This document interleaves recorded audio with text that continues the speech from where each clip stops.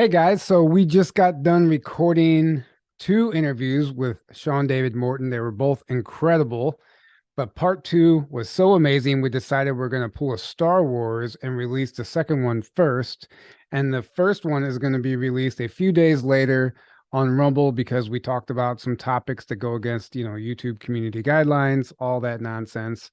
So enjoy part two first. And part one is just as amazing. We get into some predictions and some other things, gets a little more political, but it's still well worth your time. And I hope you enjoy.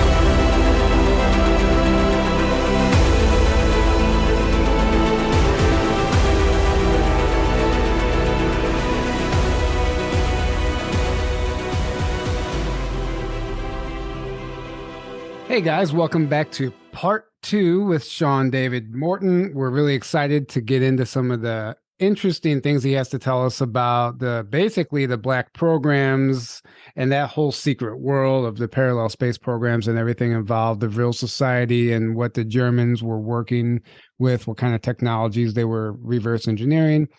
But before we get into that, don't forget the conference is just around the corner. And it's not too late to grab a ticket.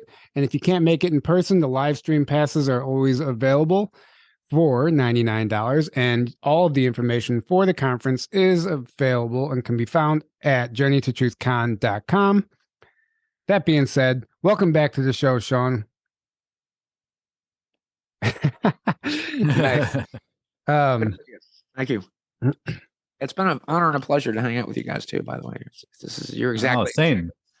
You're exactly what's needed, young blood, as they say. Thank you. Thank you. And same to you.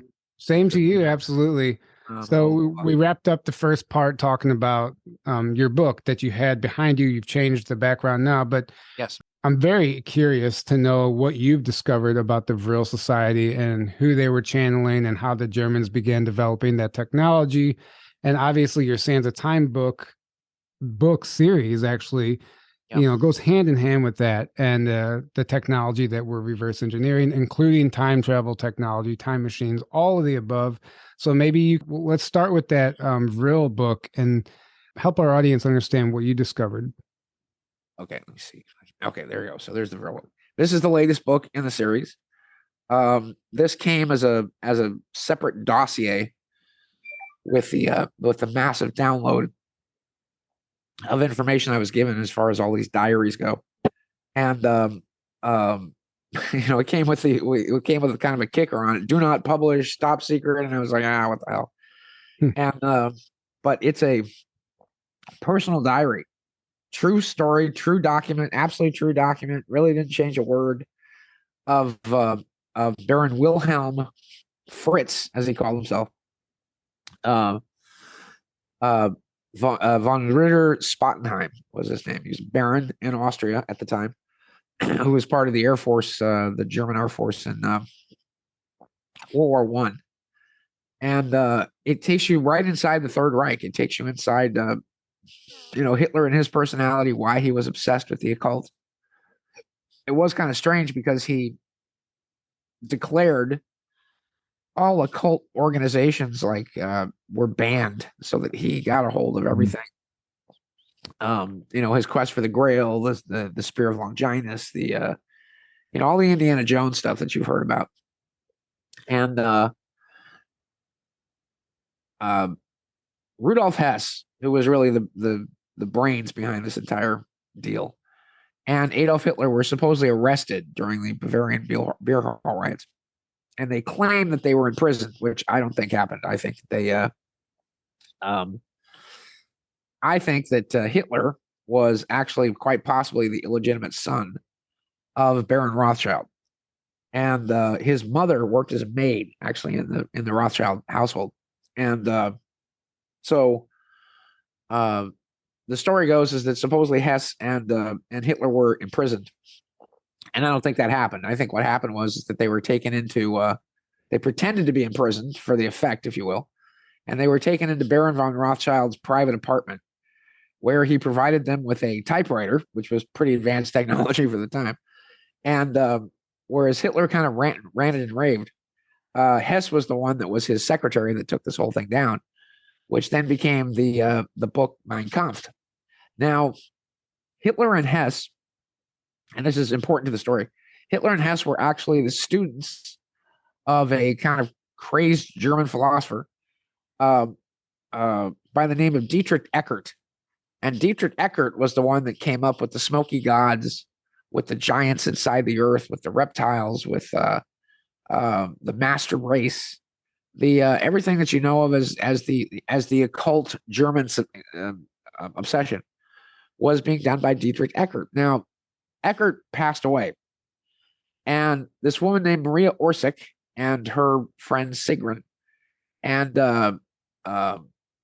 Heike, and there were 5 women who actually came from Zagreb, and they were psychics who were all connected to what they called the female power of the Vril force, or the void, or the blackness, if you will. And they grew their hair fantastically long to where it was like down around their knees and their ankles. And they believed that their hair gave them certain psychic power, psychic abilities, like they acted like psychic tendrils, if you will. And so the 5 of them would get together and they would channel together, but they would do this entirely naked. And they take off their clothes and they do this entire ceremony. And Hitler was obsessed with them. Actually, he was obsessed with Maria, and Maria was photographed with him in all the papers, became his kind of his main squeeze, so to speak. And they were channeling the soul, they believed, of Dietrich Eckart. And Eckart was giving them all this information and was saying, talking about the master race and the smoky gods and the giants who had gone into the earth and all the stuff that became the famous, Nazi occult philosophy. However, one time they were channeling, and suddenly Eckart says, "I must move on. I must go away. There's another force, another energy that wants to come in and speak to you." This other energy that came in with a much different attitude and a different vibration, if you will, claimed that they were the Sumer, that they were actually a race called the Illigim, and that the Sumer had established the First Reich of Babylon, along with the Babylonian banking system, which was banned by the Bible, which was banned by Islam, which was banned by the Catholics. And the only people that continued it, oddly enough, were the Jews. And the Jews came up with kind of the same excuse as Islam.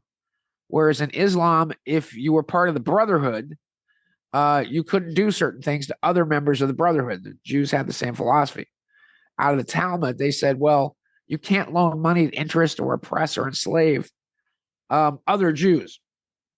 But as far as the Goyim go, which is just a Hebrew word for cattle, you can enslave them, you can oppress them, you can rape their women, you can whatever you want. So they continued to loan money at interest, which did not make them popular. As a matter of fact, the Jews complained about hatred against the Jews and that it was everybody else's fault that they've gotten kicked out of 120 perfectly good countries. Sort of like if you knew a friend that had been kicked out of 120 bars. Mm-hmm. You think it would be your friend's fault for being a dick, or would it be would it be the 120 bars that threw him out? Yeah. What's the So, common denominator? Right. yeah, exactly. Who would you nominate? So the challenge here being is that then they started channeling the Sumerians. And the Sumerians claimed to have been on the planet for 500 million years, and that they had established that every 23,000 years that they would establish a genetic race of mankind. That when they got here, the planet was primarily inhabited by intelligent saurians, reptilians, if you will. So they grabbed about 20,000 monkeys, monkeys and apes, went away, had genetically engineered these monkeys and apes into what we would call humanity, and returned after a period of time and planted them on the planet because they made much better slaves in digging gold and silver and all the things that the Sumerians wanted. They primarily wanted hydrogen, water, the DNA of human beings, and copper. Copper was the big thing. Copper and gold. They were mad about the copper particularly, and also mercury, because mercury could be used to power their ships and do different things with it. So the Sumerians had established the First Reich of Babylon, the Second Reich of Rome, and now the Third Reich, they were going to use the Germans. Now, the five Vril damen who were channeling this actually called it Raumflüge. And the Raumflüge meant space flight, that their job was to help the Germans to build flying saucers, UFOs, if you will, and that the Raumflüge was to allow them all to return to the Sumer home planet, which was Aldebaran. Now, Aldebaran is the red giant that is the eye of Taurus in the constellation of Taurus, or the Hyades. And so Sigrun, who is the big brains behind this, begins kind of playing this dangerous game where she starts leading on the Germans and getting funding and getting financing for them and releasing information. Meanwhile, Maria, who again was Hitler's main squeeze, they called him Wolfie, oddly enough, was kind of a psychic junkie. And if you've ever done readings for people, like I have, you have people that are just calling every day. Tell me about this. Or pull a card for this. Or blah, blah, blah, blah. And so it was Maria who started calling Sigrun, saying, "Look, I need readings because Wolfie wants his reading, and he wants to know about this and wants to know about that." And so they used the Germans, specifically Hans Kammler, who was the Obergruppenführer. Hans Kammler, everywhere outside of Berlin, he basically ran Europe. He had 14 million people enslaved under him at one period or another. And of course, you had Baron Rittenheim, or Baron Fritz, as he called himself, was also an airplane engineer. And in essence, you had the Vril damen really tricking the Nazis, because they were giving them enough technology to be able to do some pretty amazing things, but not the stuff to accomplish the things that they wanted. So they kept that for themselves. But I have photos, not only of the Vril damen as well, but photos of Dietrich, photos of a what they called Section X or 10, which was a BMW Master Schmidt factory that was working on flying saucers. And you see like 3 of them in a bay. And after the war, Mercedes-Benz and BMW, which, by the way, the symbols for both of those companies are propellers. You actually see on the front of a BMW or a Mercedes, you see a propeller. And they were not allowed to build aircraft because they were building Messerschmitts, which were amazing planes, and were kicking our ass everywhere they were. And so they were only allowed to build cars after the war and not aircraft. So, in essence, what the book entirely builds up to is not only the occult phenomenon, and not only many of these ceremonies and the personal diary of Baron Spottenheim and his romantic relationship with Sigrun, who claimed that she was from Aldebaran and that she had memories of all of her past lives, and that this was why she was helping the Elohim or the Aldebaranians or what have you.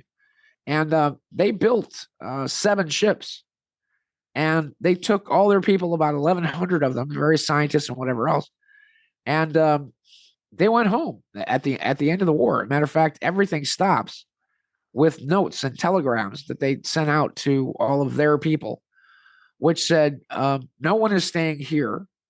We are all going home." and they were all dated to meet at a particular central place on March 11th of 1945. And after that, they disappeared. They just simply vanished. Now, they left a bunch of people, like Wilhelm Otto Schulman, who is famous for the Schulman resonance, or actually discovering the vibratory frequency of the planet. And a lot of them just got stuck and stayed here. Now, they tricked the Germans into thinking that they were going to have this super technology. And because of that, Hitler invaded Poland and started the war with Russia too early. And the Japanese went nuts and, of course, attacked Pearl Harbor in 1941 when everybody in Germany wanted to wait, because once they defeated the Germans, they could then defend themselves and basically start their big war. But because the Japanese came in, because FDR was obsessed with entering the war, he actually had a British agent in the White House, which was a man called Intrepid, was his code name. There's a book about it, and I think even a movie, where all he wanted to do was enter the war. He actually was ordering Admiral Nimitz to attack German shipping and German U-boats, and Hitler gave a direct order that anybody that engaged American shipping or anybody with the Americans would be shot immediately. So, because he did not want the Americans to enter the war, because he knew when they did, they'd probably lose.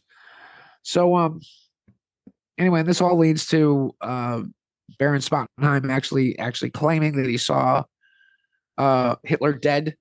That in the last books, I'm going to reveal all these twists about time travel and whatever else about how we supposedly went back and we killed Hitler like 3 times, and each time that Hitler was out of the way, the German high command supposedly won the war, and we had to go back and supposedly put history to the way it was. But so all these are going to be revealed in the books, and this is what's been revealed in the Vril Dominant Diaries. Anybody that's got an interest in the true history of the 20th century, the true history of World War II, the occult history of the Nazis from the inside, will be fascinated by this book. The other thing is that I purposely, the book's very thick, but I purposely printed it with a blown up type, so it makes it super easy to read. So that when people get it, you'll notice that the print is all about 12 points. I like that. Double spaced, so that you feel like you're reading a big thick book, but it just flies by because it's easier to digest, especially when it's very a lot of information, heavy information. I feel like it's easier to retain. So, yes. As far as you're concerned, when did the Germans actually go to the moon and Mars? Because there's a lot of evidence, I guess you could say, that they were there in the 30s and 40s already, maybe 50s. Okay, well, it's kind of interesting because everything kind of comes together into kind of a cooperative effort. And so let me give you what I know. What I know about this, excuse me a second. I got a lot of allergies here because we've had rain and it's just the flowers are going crazy. Excuse me.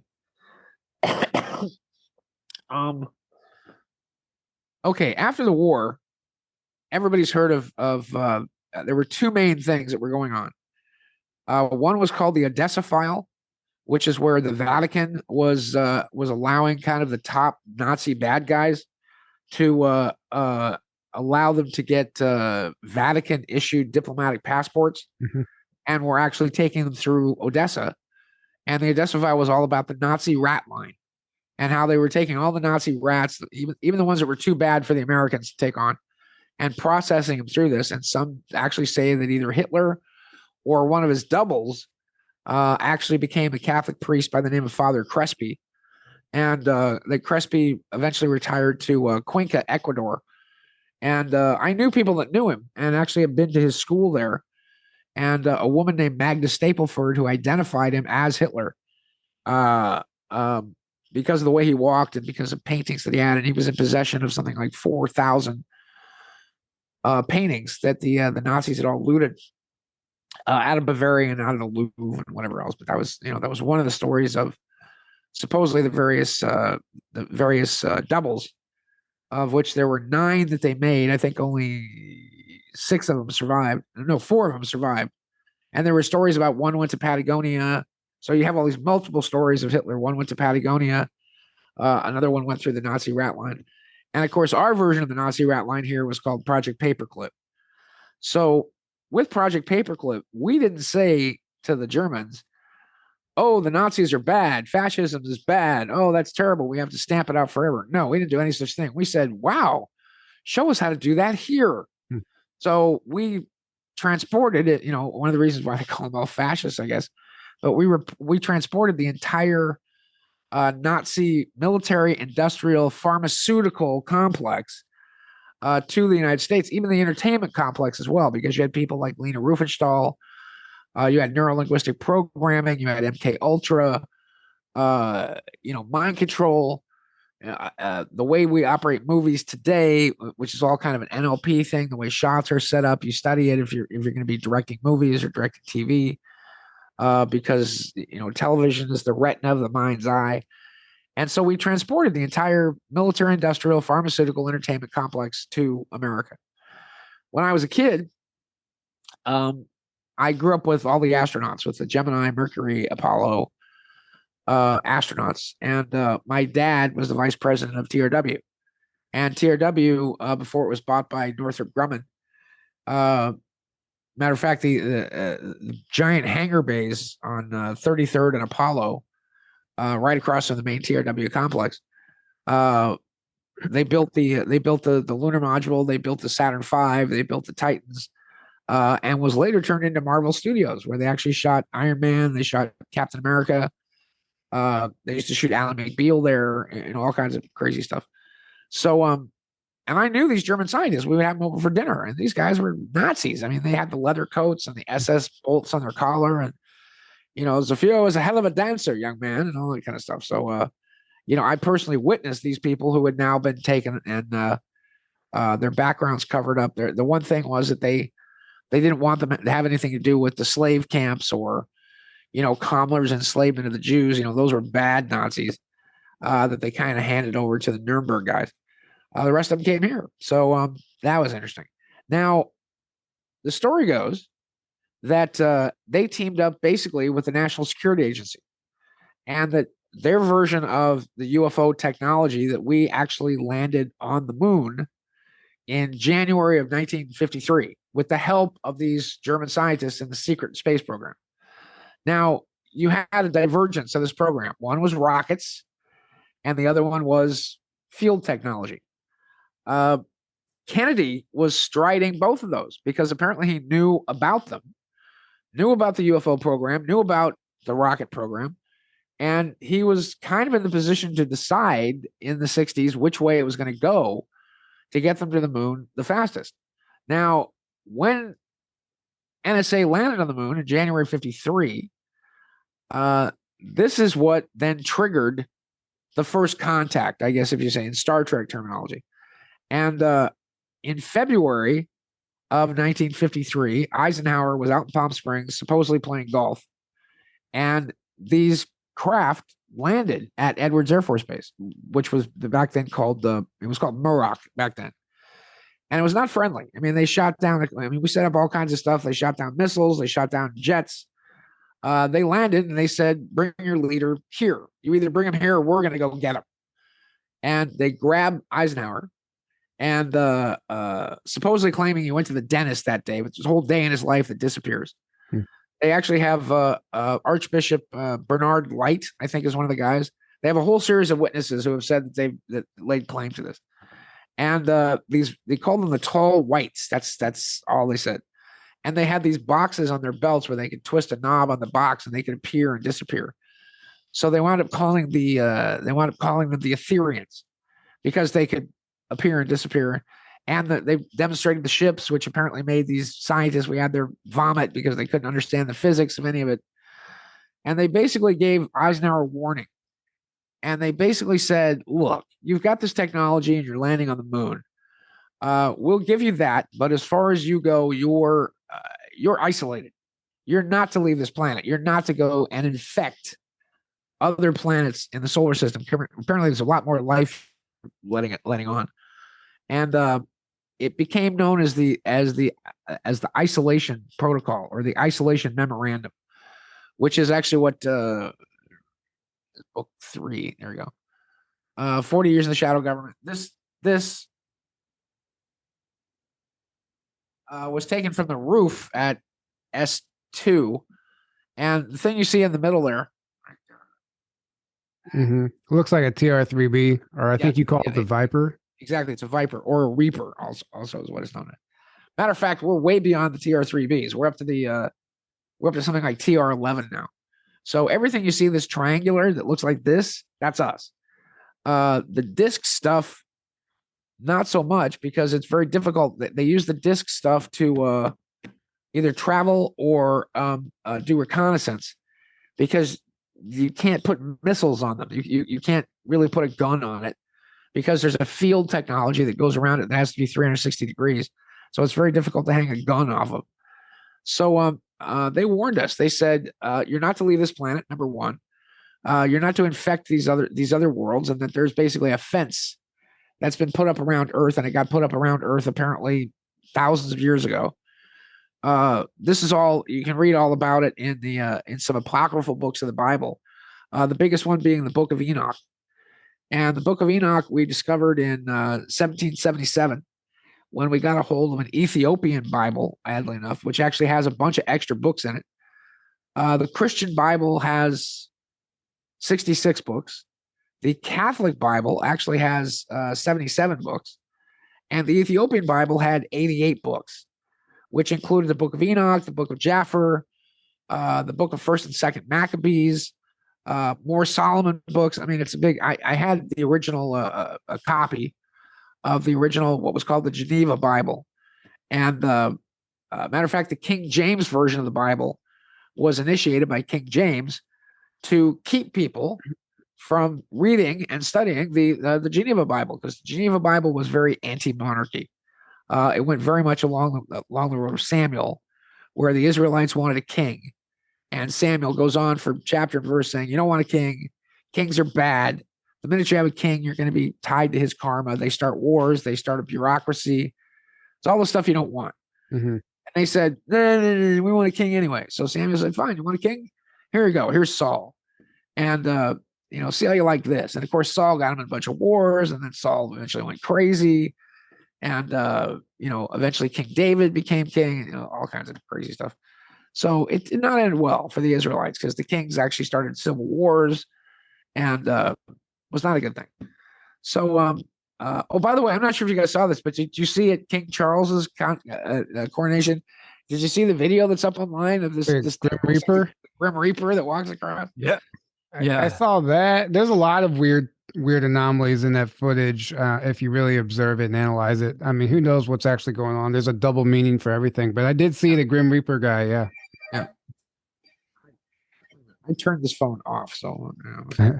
What was it? There was like footage of, they all had these like shocked looks on their faces as they saw something shocking, but then they didn't show what it actually was. Like we just see their reaction to it. Well, like they were out there that has an entire theory, and it's very interesting because it has to do with the unicorn and how the unicorn has an eye on it, and that Charles is the Antichrist. I think if Charles is the Antichrist, we might not have a lot to worry about, because he seems a little slow to me. Yeah, right. But it's like Princess Diana claiming, they're not human. They're all reptilians. She made a lot of crazy, outrageous statements. And by the way, Charles had really nothing to do with Diana's death. It was ordered directly by Prince Philip. And Philip was one that ordered it because Henri Paul, who was the driver, was a spy for MI6. And apparently Diana and Dodi Fayed had just come from the doctor. She was pregnant with Dodi Fayed's kid. Then they went to a jeweler. He proposed marriage. She accepted, got a big diamond ring out of it. And Prince Philip said, his exact quote was, "No bloody wog is going to be the stepfather of the future king of England." So there's another funny one there. It actually had Prince Harry. It was a meme, but he's walking around with a sign saying "Not my dad." I thought that was hilarious because his real father was Diana's writing instructor. So going back to the Germans getting to the moon and Mars, we talked about the U.S. or landing in 1953, but there's a lot of information out there that suggests that they were there much earlier, the Germans, on the backside of the moon and even potentially Mars. okay, so all right, here's the rest of what I know. So we know that the Germans were obsessed with Antarctica because once again, Dietrich Eckert was telling them that you could enter into the inner Earth and meet the Smoky Giants, that you could get there through Antarctica, holes in the center of the Earth. You could get there through Norway, get there through a whole bunch of different places. And as far as the moon goes, okay, so I was friends with a Pleiadian contactee, and for later episodes, I'll prepare it. We'll get a bunch of photographs. Maybe I could probably. It would take me a second to draw it up here, but this Pleiadian contactee that after the war, that the Germans began moving into space, and when they moved into space, they were, I don't know if you could say met or stopped by the Pleiadians or the Alliance or whatever you want to call them. And that they kind of teamed up with the Germans, and they did away with the Germans' kind of Nazi philosophy. And they teamed up and they put together bases in Brazil, in a place called the Matamoros Plain. And I have photographs of this guy standing in front of a bunch of these ships. And the ships are, they're 100 meters across. They're 300 feet across. And he's sitting there waving at you. And you see three of these craft, four of them actually, landing on these gigantic platforms. And one of the ships he claimed was actually built by BMW Master Schmidt, and that they had these gigantic factories in Brazil, and that the plan was that the Third Reich was going to continue as the Fourth Reich, which is why they had to have the illusion of Hitler still being alive, even though he may or may not be dead at that time. And Stalin thought he was still alive and escaped, and there's a whole body of evidence that he was. The question then becomes, which one was he? And was it, the four doubles that escaped? Because by the end of 1943, the Germans realized they'd lost the war. The rail system was completely gone, had been bombed out of existence. They had complete superiority over the skies. Hitler gone completely mad from syphilis or, from whatever it is he had. But they needed him as the figurehead. And their factories, BMW, Master Schmidt, whatever, all their factories were 10 times bigger in Brazil. And South America, the Germans always had great relations with the South Americans, because when they said they would do something, they did. And it's sort of like what's happening in Africa with the Chinese. When they said they build a bridge or a road, the Chinese do it. They're building them factories, they're building bridges, roads. And unfortunately, the United States basically just does donuts on your lawn, busts in your house, kicks your dog, rapes your daughter, and takes a shit on your pillow. And, and they don't leave any place better. The Chinese have left things better. The British left things better. And the United States has not done that. We just like killing people. So the theory was from this contactee who had physical evidence of being there, that the Germans, together with the Pleiadians or whomever else, began to move out into space and form these bases. Now, not only is there a base on the dark side of the moon, and not only do we have photos, all kinds of photos of it, but there seems to be a lake of some kind on the backside of the moon. I think it's called in the Tsaroslavsky crater. Yes, Shalou. Okay, he wants to be in the interview. And George Adamski, who you may or may not know who that is. Yep. Oh, yeah. Oh, yeah. But George was he lived down here in Palomar, ran a hot dog stand at the bottom of the hill. People think he worked at Palomar. Well, he lived in Palomar and he ran a hot dog stand at the bottom of the hill.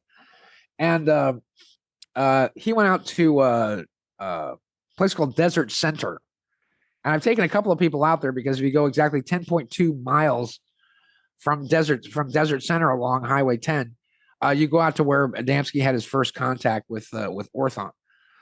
And his best friend was Baron or Duke, I think it is, Desmond Leslie. And I'm super good friends with his daughter, Lady Antonia Leslie, who's amazing. And she actually has the plaster cast molds of the footprints of Orthon. But this began, and of course, Adamski met with Kennedy. He met with the Pope. He had best 8mm video footage. He took photograph after photograph. And his best buddy was a guy named George Hunt Williamson, who later went on to write books, Secrets of the Andes and Secrets of Tibet. under a nom de guerre or nom de plume, called Brother Philip. So if you get a chance to get those books, they're really cool. And he talks about the ancient history of the Andes and Atlantis and Lemuria and whatever else. So supposedly that's the story. The story is they managed to set up all these bases on the moon, along with us, by the way. I mean, under General Arthur Trudeau and what he called Project Horizon. Project Horizon put a military base on the moon probably by 1966, I think. And here, let me tell you the rest of what the Ethereans told Eisenhower. They basically said, you're banned from going off this planet. There's a shield that's been put in place thousands of years ago to protect you, both dimensionally and interdimensionally, from beings that want to invade this planet and use your copper and use your DNA and use your gold and your mercury and whatever else. Excuse me. And you're going to be met by some other beings that are not as nice as us, and being the Greys. And we're warning you that they've gone through planet after planet after planet, pretending to just be researchers, pretending to just be visitors. You don't want to mess with these guys. And Eisenhower is like, and we want you to give up your nuclear weapons. And Eisenhower thought, well, if these ETs are afraid of nuclear weapons, then we want nuclear weapons. And we want to be able to defend ourselves against whomever this is with nuclear weapons. Well, lo and behold, as the Ethereans told him in November of 53, there was another meeting with Eisenhower, and this time it was the Greys. This time the Greys said, well, tell you what, we'll trade you technology, which was basically total crap technology, I might add. It was literally like a deal where trading brushes and mirrors and beads for Manhattan Island, as an example. It was a bad deal all the way around. Well, I heard that they traded technology that we wouldn't know how to use. It was sophisticated and advanced, but we don't understand how to use it because we don't have their advanced technology, obviously, and their understanding of physics and all that. Right, so right, and everything. By the way, okay, here we go. You want to know why? It was powered by a very arcane power source that we don't have access to. Exactly. So let's link Bob Lazar into this. Bob Lazar comes out with his science lecture in 92 and explains that these craft are actually powered by something called element 115, which you guys know all about, right? Mm-hmm. Oh, yes. Yep. So with element 115, the problem is you can't get it here. Element 115 comes from planets that either have binary or trinary stars. So, and by the way, in 1992, Bob Lazar gave the science lecture. Every single thing he said in that science lecture, for the years I've been defending Bob Lazar, for the years I've said that this guy is legit, for the years I've said, even though he's mocked me and said all kinds of bad things about me. But here's the challenge. When we first interviewed him in January of 1990, I then read his book, which is just lies. It's a bunch of stuff that he told us. He paints this picture in his book of something like, oh, well, I wasn't beaten up and I quit the program because they didn't give me access because, his wife was having an affair or something. But a bunch of stuff he told me about his interaction with the ETs, him seeing the ETs, he doesn't cop to for whatever reason. And I think probably because they scared him because he had to, they prosecuted him for just setting up cameras in the parking lot of a legal brothel up in Nye County.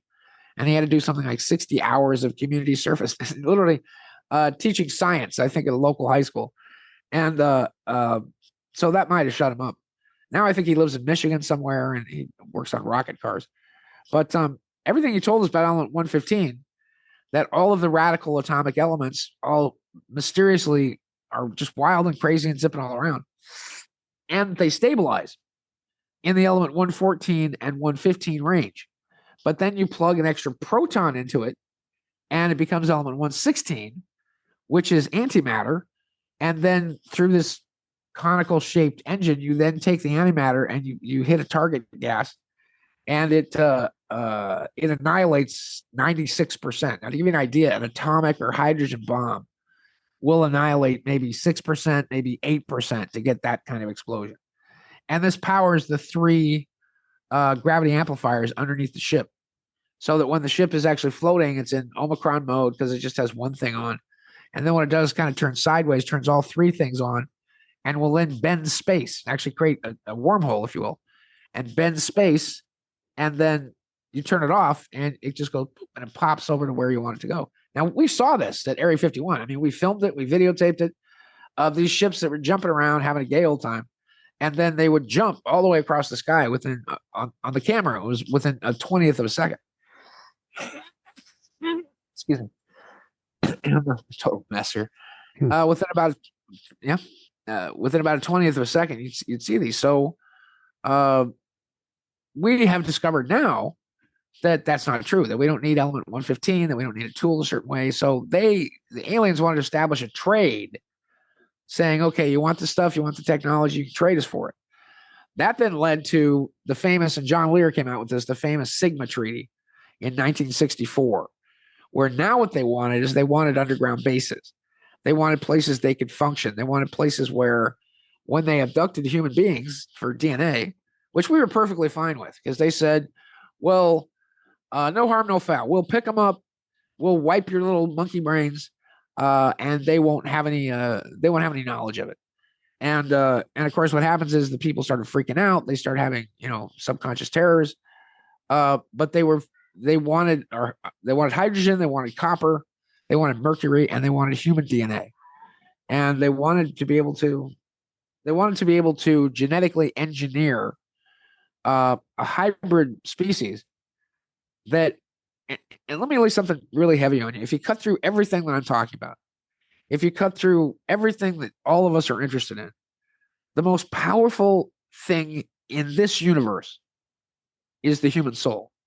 The human soul. It's the nuclear reactor. It's the cobalt hydrogen bomb of the universe. The human soul is so powerful because in this universe, we're given the power with God to be able to co-create reality, to be able to bend time and space if we want to. And they're obsessed with that. They're obsessed with finding a hybrid between themselves and human beings to be able to, for themselves, capture the human soul and exist in this plane, if you will.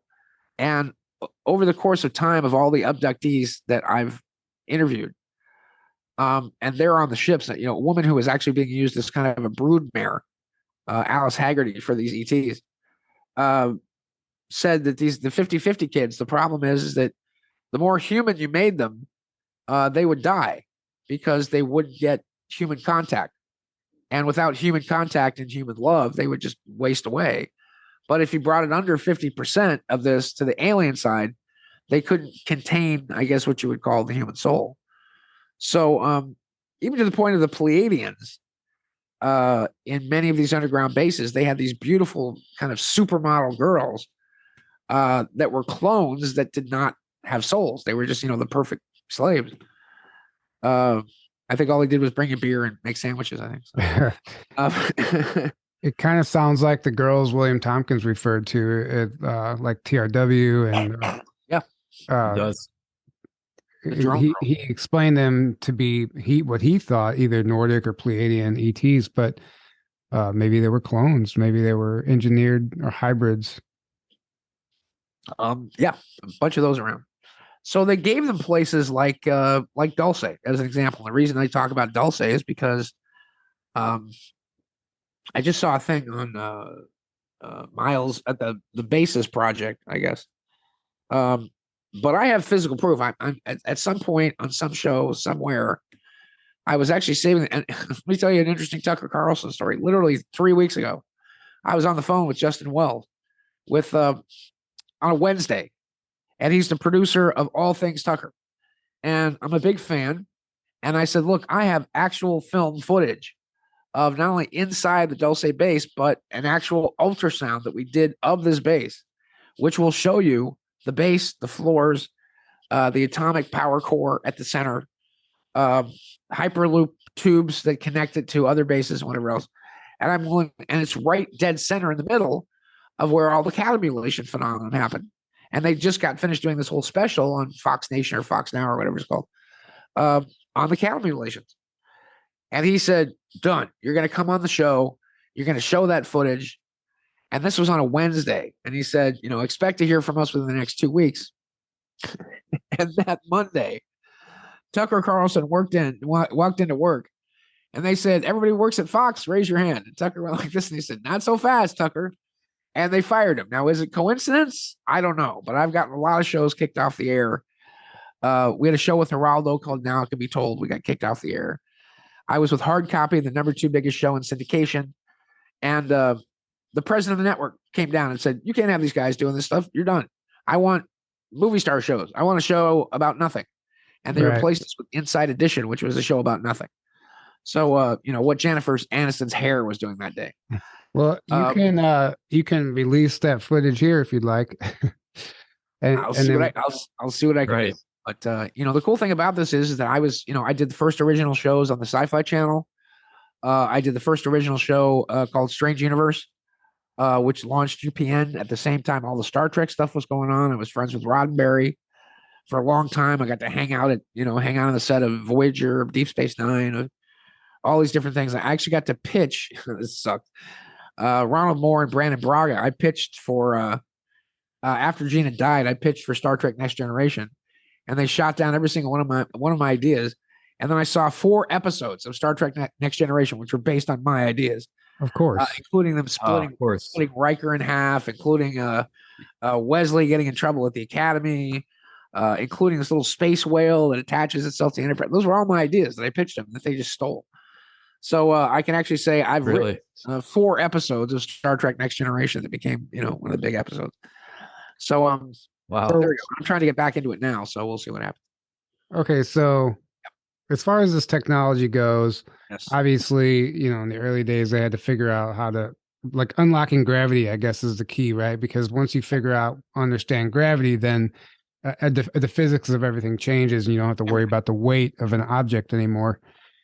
And then I want to talk about that, and then where the time travel and quantum technology comes in and how that plays.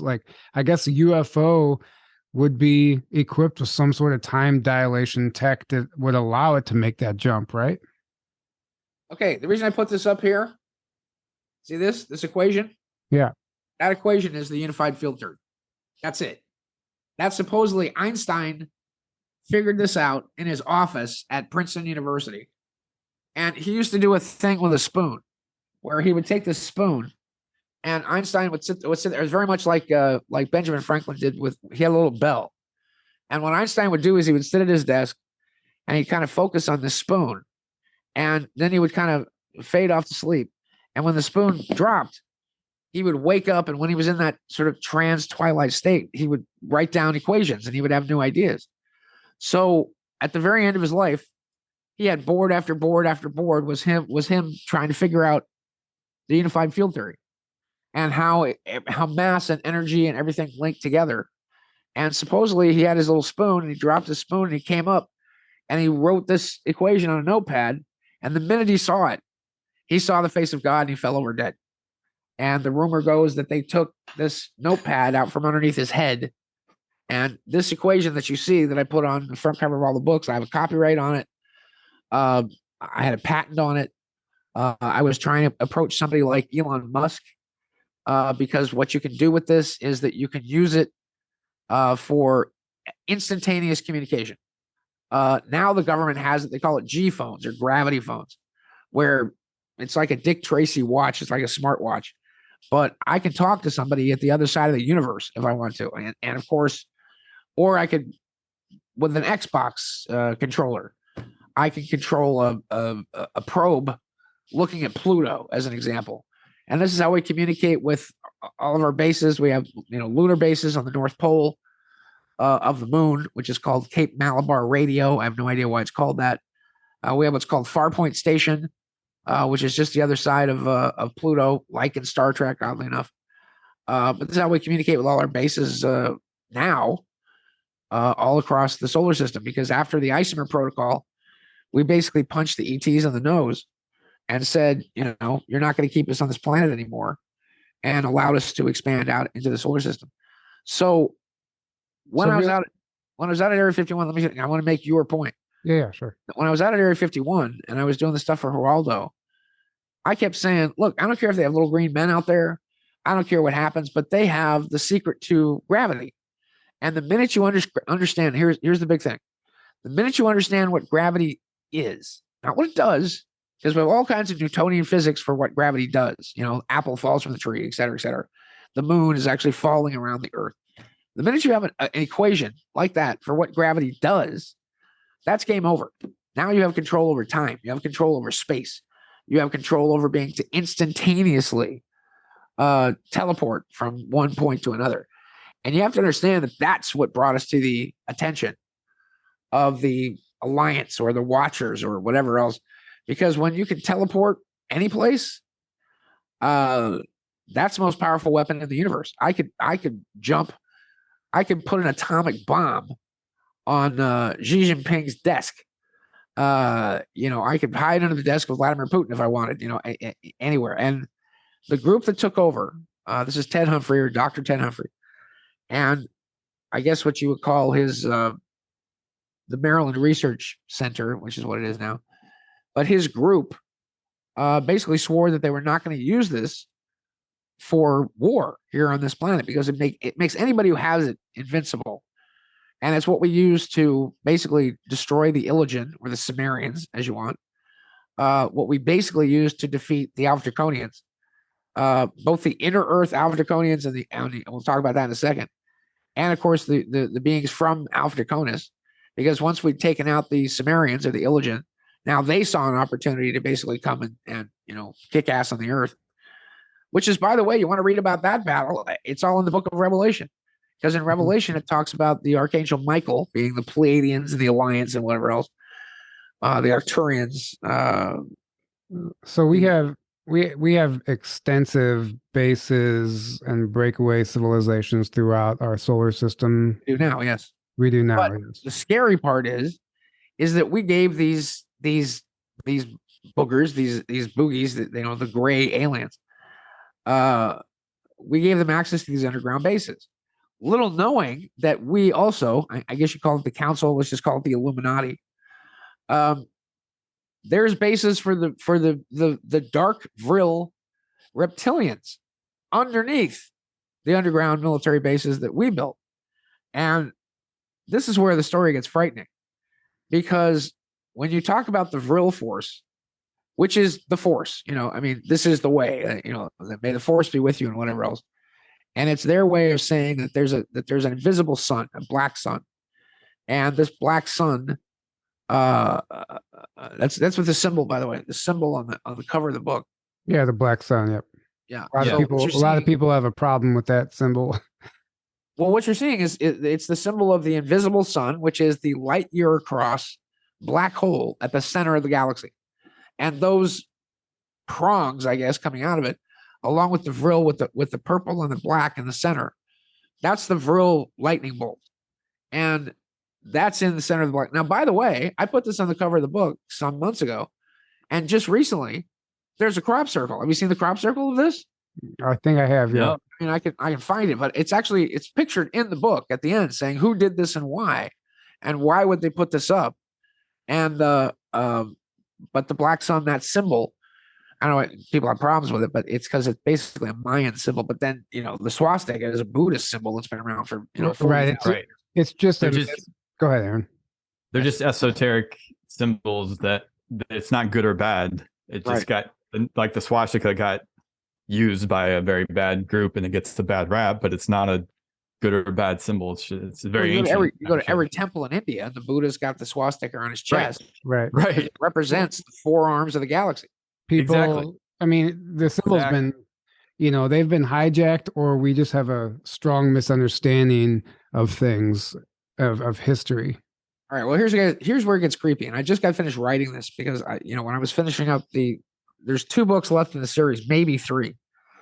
And I just got finished editing the Sumerian War. And I'm probably halfway through the Alpha Draconian War. And our guy, Ted Humphrey, needs a strategy to use against the Aldebaranians or the Babylonians, the Sumer. So what I learned is that we have diplomatic relations with a race of reptilians that I guess you could say are wise or positive or gentle, but there's the good ones and the bad ones. I was told this when I was in Nepal as well, and the Tibetans claim that they've had positive interactions with the positive reptilians who are apparently vegetarian and wise and gentle and are still worshipped in some societies like Mesoamerica and Tibet and certain areas of China. The dark Vril, or should I say the dark reptilians, they eat human flesh, and they love human flesh basically dipped in fear for the adrenochromes, if you will. And what's happened now is that they've been contacted and alliances have been made with the Illuminati. So, for example, if you look at all the wealth on this planet, whether it's oil, whether it's gold, whether it's copper, whether it's diamonds, whether it's jewels, all comes from underground. And of course, the dark reptilians, the dark Vril, have access to all of this stuff. So let me explain to you what they do. They will grab human beings, and in many cases, the Illuminati think it's an honor to offer up one of their own children to the Vril reptilians. And they have a proboscis. All the reptilians have a bite that has venom in it. It's overkill for a human being because one bite kills a human being. A couple of bites will kill a cow, as an example. So what they do is that they'll take prisoners, they'll take mental patients, they'll take or the sons and daughters of these Illuminati guys. They have a big ceremony, and these reptilians come out, and there's a proboscis in the middle of their forehead, and they squirt it on the intended victim, if you will. And once this liquid gets into your eyes or up your nose or whatever, the dark Vril reptilians, people forget that they have a brain that's approximately the size of ours, very much like dolphins. Whereas dolphins have a brain that's larger than ours, and they've been using their brains for about 65 million years longer than we have. And the reptilians are the same. So the big bifurcation occurred in the last war with the Sumer, where and the war is taking place actually on a planet they called Astra at the time, which they broke apart to turn into the asteroid belt. They then used that as a cheap weapon because they could then guide these asteroids towards Mars and then towards Earth. And of course, the one big asteroid that hit on Earth was the Gulf of Mexico, which then led to much of the destruction of the planet. But that wasn't enough. They had a plasma beam weapon that they fired at Mars first, and it created a gigantic feature on Mars. There's a plasma beam weapon, by the way, that created what was called the Valles Marineris, which is a canyon that's over 3,000 miles long and 7 miles deep. It is smaller, but it's an exact replica of the Grand Canyon in the United States, which was not formed by the Colorado River. It was formed by a plasma weapon. And I think Chaco Canyon was too. Okay. I mean, I was just recently there, and there's a lot of evidence that, I mean, it looks like it was melted by lasers. I mean, that's the best way to describe it. And here's what's interesting. The Mesoamerican culture, which you're talking about, only happens for 150 years. So all the technology you see at Chaco Canyon and what are called the Neoclassical Pyramids of Chichen Itza and Tikal and whatever else in Guatemala, Honduras, and Mexico, only occur between about the 8th and the end of the 9th century, and then it just disappears. So somebody comes along for 150 years, builds all this cool stuff, which, by the way, also is done to predict you have a lot of triple pyramids that all represent the Belt of Orion, but represent the Belt of Orion as it aligns on December 21st of 2012. So you see these thousand-year-old things that are not designed to align until 2012, which they did. So anyway, the weapon apparently was further away, which is why the Grand Canyon is smaller than it is. But this resulted in a 200-year nuclear winter And the nuclear winter then resulted in the reptilians or the Saurians going underground and evolving with the help of the Africonians, and the mammals staying above ground and evolving with the help of the Pleiadians and various supposed positive races. Now, and this is where they kind of split, where one continued to eat human flesh and sort of looked at the surface as being all of us being cattle, just grazing on the surface, but still with the aspect that it's their planet that belongs to them. And whereas the Sumerians come along every 23,000 years or so, and we're the seventh incarnation of that, bioengineer what they can, wipe out everybody else, like Noah's flood or whatever else, and then release their genetically engineered children of Noah, whatever else, back into it. Now, how do I learn all this? Because Ted Humphrey goes underneath the gazebo at the Pentagon, which, by the way, does not have an eagle on the top of it, but an owl, which I think is weird because it's a symbol for the Illuminati. And underneath that, there's an entire complex that apparently is used as ambassadorial suites for the inner Earth reptilians, for the positive ones, supposedly. And the negative ones are dealing with the Illuminati and the 12 families and the council. And here's one other interesting thing. Supposedly, when they grab somebody and they do this and they squirt this stuff on them, they use their mind. What it does is it hollows out the brain, and they then inhabit. It's almost like demonic possession. They can then inhabit that body, and you have no feelings. It's like the limbic system. It's like a reptile. You have no human emotions. And the side effect of this is not only do they go crazy and go out and murder kids, which is what they like to do, but they can't keep a handle on their sexuality. So they become transgender. They become kind of half male, half female. And you're noticing these transgender types, which is all covered up in the media, by the way, which I think is weird, are busting into schools, terrifying little kids, killing little kids. Yes, sir. What did I say? No. And so, I just got finished writing these chapters in the book, which I think is, it's weird to look up and see on the news exactly what you're doing. So those are the Sumerian wars and that book is it's coming out in the next 2 weeks or so. So for fans of the series, and I've got really radical fans of the series all over the world, you'll get to read it in the Sumerian wars, and then the final. And by the way, all the science is cutting edge. It's amazing, the science. I mean, this is Nobel Prize winning science that I'm just revealing in these books, and I still can't get a publisher. I mean, I'm publishing these myself. That's probably better. An agent, if there's a literary agent out there and you want to represent some really good things, it's let me know. Well, I mean, you answered my question is, how many of the agendas right now and everything that we're seeing is actually backed by a non-human intelligence, extraterrestrial, reptilian. I mean, all of it. All of it. Exactly.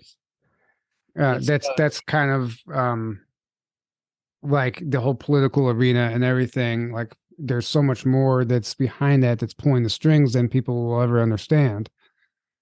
Or maybe we will one day. Well, you're dealing with, the thing I hate is you're dealing with James Bond villains, for God's sakes. You're dealing with George Soros, and you're dealing with Klaus Schwab, and you're dealing Bill with Gates. Where's James Bond? For God's sakes. We need James Bond to take out some of these sons of bitches, And, now James Bond's dead.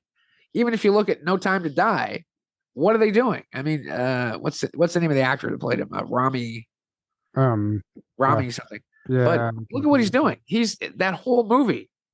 I mean, I wrote books back in 2004 about using genetic weapons, about using things that specifically, I mean, if you went into Israel, for example, I mean, you could kill everybody with Eastern European genes in Israel.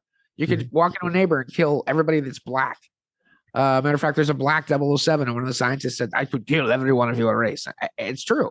And this is the kind of stuff that's being done. And as I said in the last interview, which of course happened weeks ago, right? The last interview.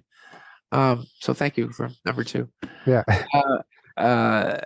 Everything that you're seeing with the genetics and the flu was all came from a report for a project for an American 21st century.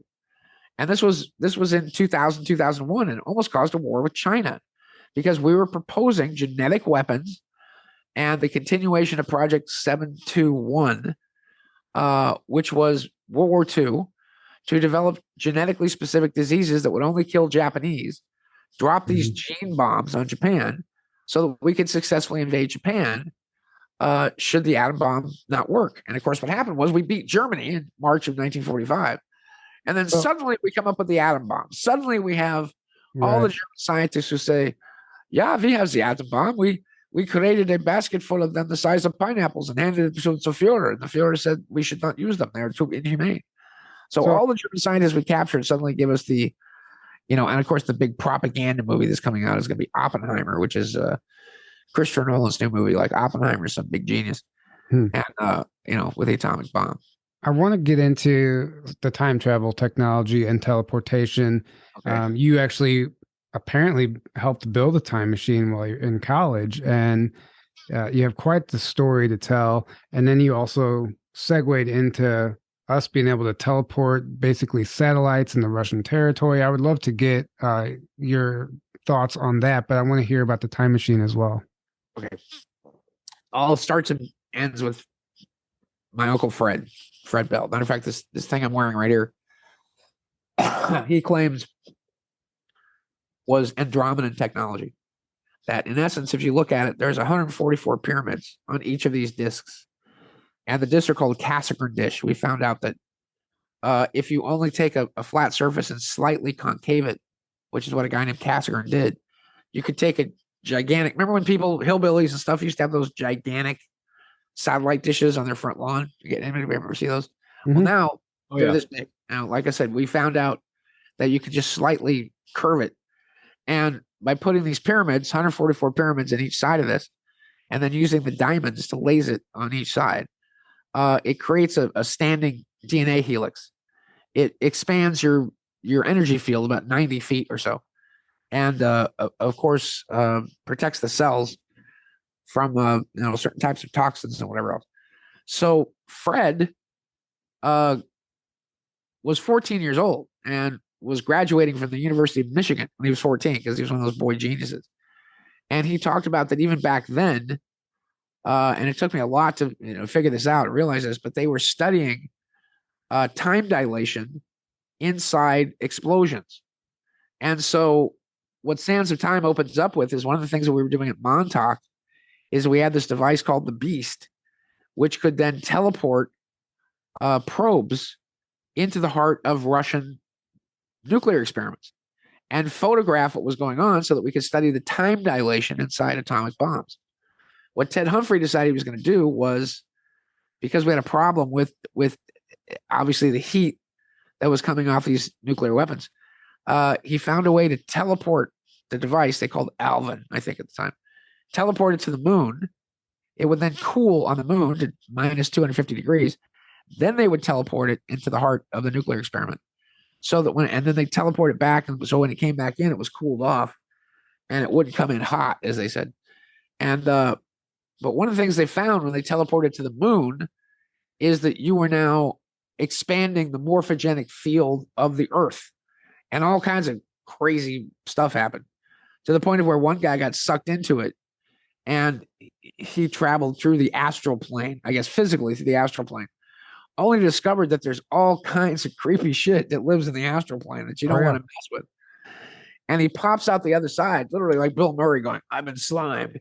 And he's got all this slime on him, which is the ectoplasmic goo that you get when you come into the astral plane. And Madame Blavatsky used to go into the astral plane, and this ectoplasm used to come out and form itself into archangels and Lord Katumi and God knows what. So, okay, so Fred, when I'm in college, back in the 70s, I'm going to USC, and on the weekends I would go down there. And we built this device in his backyard. Matter of fact, my cousin Megan Bell, she lives in Arizona now, but she has a book called Daughter of Genius where she talks about experiencing all this. And, Fred had a book called Death of Ignorance and Rays of Truth and Crystals of Light, which are still some of the most advanced scientific books you're ever going to see. And he has the plans for building this time machine. Now, this thing was 4 stories high. And it had a giant pyramid in the center, a dodecahedron pyramid at the top, pyramid at the bottom, with a ring around the bottom, which was all then interconnected to lasers and pyramids and all kinds of crazy stuff. And I saw this thing physically work twice. So at that time, I'd worked in the summer at a lumber camp in Forks, Washington, and up in the Olympia National Forest, which is famous now for, I think, the Stephanie Miller Twilight novels. All takes place in Forks, which I think is hilarious. And so I crawled up this, I had all the stuff to crawl up this power pole, and we connected this device into the, very much like Doc Brown does, to get the bolt of lightning, to get the energy. But I mean, we blacked out the city of Laguna Beach each time we used this thing. Now, where his house was located used to belong to George Adamski. And it sits on top of it. I tried to drive by it the other day, and somebody tore the old place down and built a new one. But little did they realize that it sits on top of a dormant volcano. So there's still energy coming up out of the earth, through this house. And so when I pulled the switch on this thing, it disappeared twice. Whole thing right in front of me just went, and it disappeared. It like pixelated from the outside. And then the whole thing just goes, and even to this day, the trees grew in a spiral around, where it was. Now, eventually I had to tear it down because the city came along and said, "Do you have a permit for this time machine?" Of course he did, and he had to take the whole thing down. But so the thing comes in from the middle and goes, and it pushed me back, I remember, because it was very much like a whammo pop gun, because it comes in from the middle, it materializes from the center outwards. And Fred's messed up. I mean, he's got blood coming out of his nose, coming out of his ears, coming out of his eyes. He was a big guy, and I had to grab him and kind of yank him out the door. And where the patio was to the porch, I yanked him in, and I said, "Man, I got to take him to the hospital." He goes, No, put me on the bed. And his bed had a pyramid over it with a bunch of baffles and pyramids, and I had to arrange all these things. But he was messed up. And I'm like, "Look, I got to call the hospital." And he goes, "No, come here. And I walk over to him, and he grabs me by the scruff of the front of my shirt, and he pulls me in. And he goes, "Sean, the future, it's not there. The future is not there." And I began to realize, for the two times that he used this thing, and this is where it gets really weird, time as we know it does not flow apparently from the past forwards, because a lot of people think about the Big Bang, and Big Bang is nonsense. You can disprove the Big Bang by the fact that if you measure the width and breadth of the universe, it can't have existed in the 16 billion years of the universe, because it's faster than the speed of light across the universe. Therefore, the Big Bang on its face is stupid. So the other theory is that, and this is from Billy Meyer and his Pleiadians, is that the universe as we know it kind of just faded in from another dimension, if you will. So time and space as we know it is being created at the moment we get there.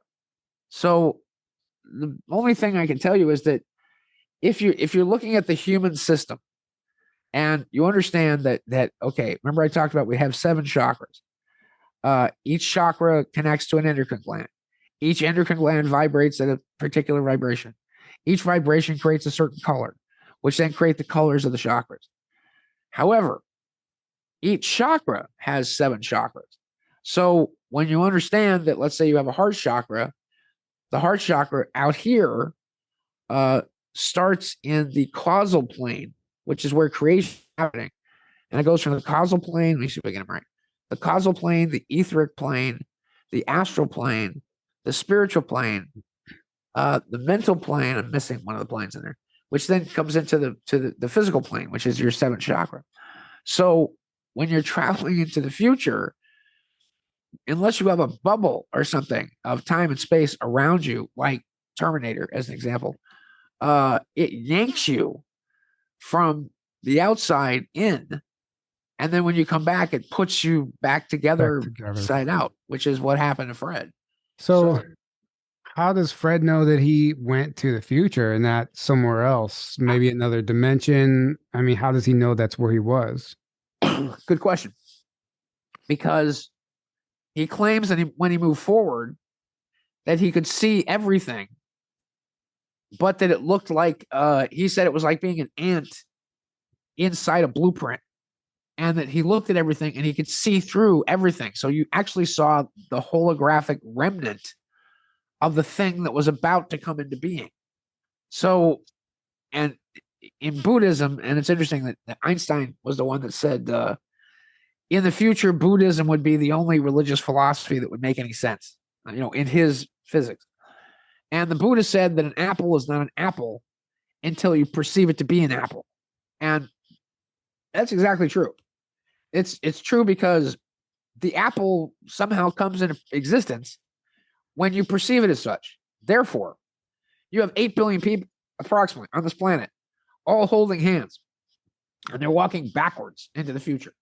And as they interact with the future is being created as they interact with it. So the challenge becomes, if you look at the past still exists, but it exists as light and sound. So if all of us were to jump 10,000 light years away and look back on Earth with a telescope, we would see Earth 10,000 years ago as it was, because the light would not have traveled to us.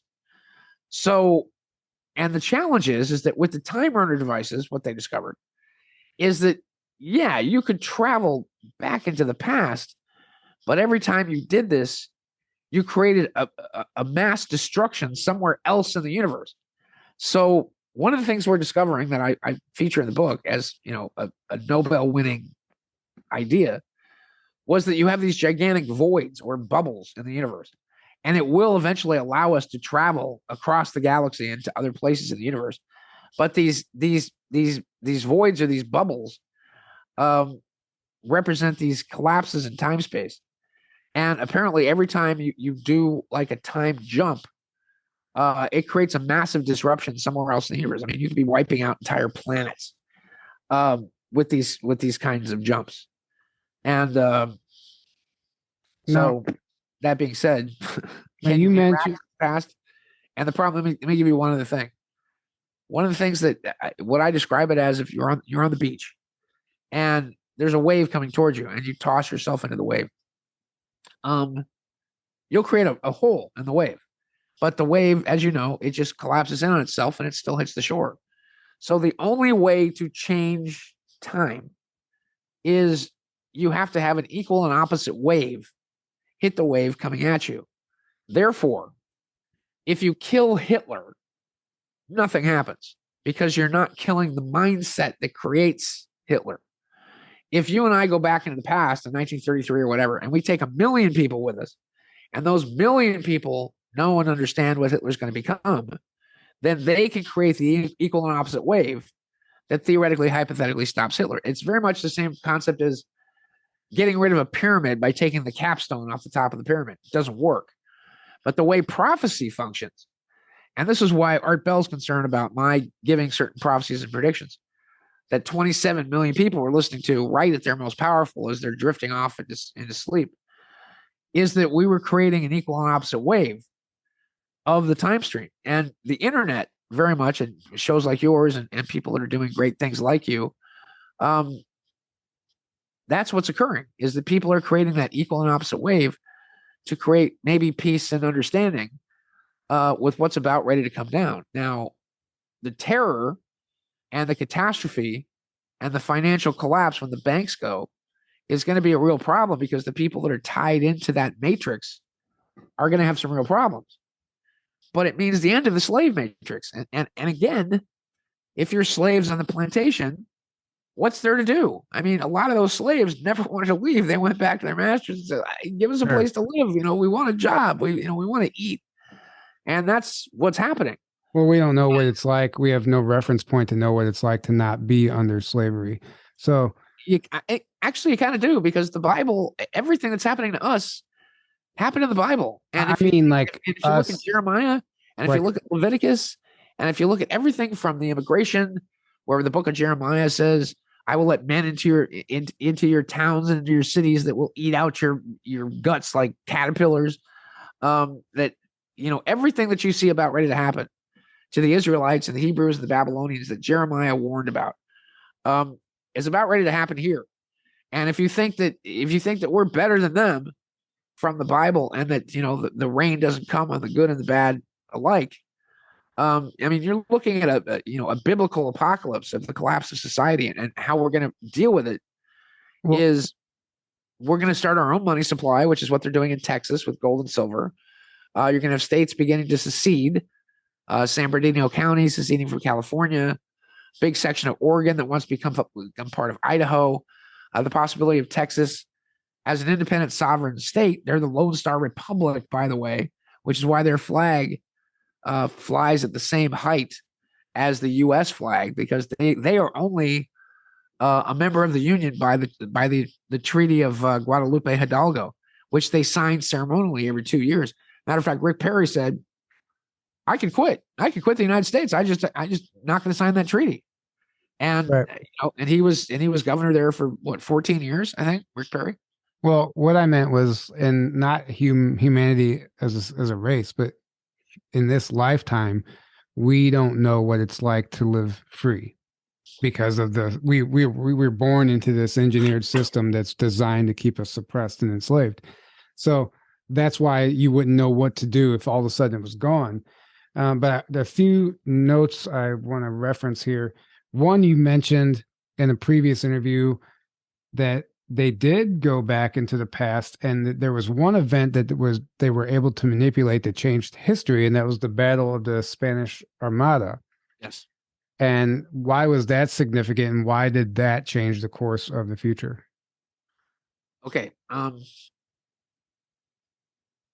was working with a man named Hal Wilcox, and Hal was a super famous UFO contactee, to the point of where Hal went and lived on another planet for a period of time. He brought back rock samples. He brought back photographs. In the early 60s, he was on Jack Parr. He was on Johnny Carson. He used to lead these massive groups with George Green and other people out at Giant Rock, out in the desert near Landers. And George Van Tassel, who built the Integratron out there, which you guys should definitely visit at some point. It's an amazing piece of extraterrestrial technology. Yeah, I would love to. Yeah, it's cool. And the reason it's there is because it's built on top of 6 electromagnetic ley lines, and the device was supposed to spin on the top, and it has 4 Tesla coils on either side.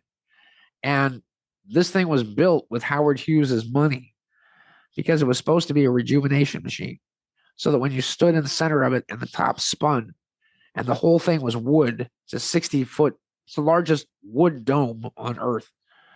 And the Tesla coils would come up with super high frequency energy, go through your body, and then you'd spin on top of this thing, and it supposedly would allow you to live for the natural human lifespan, which is between 400 and 600 years.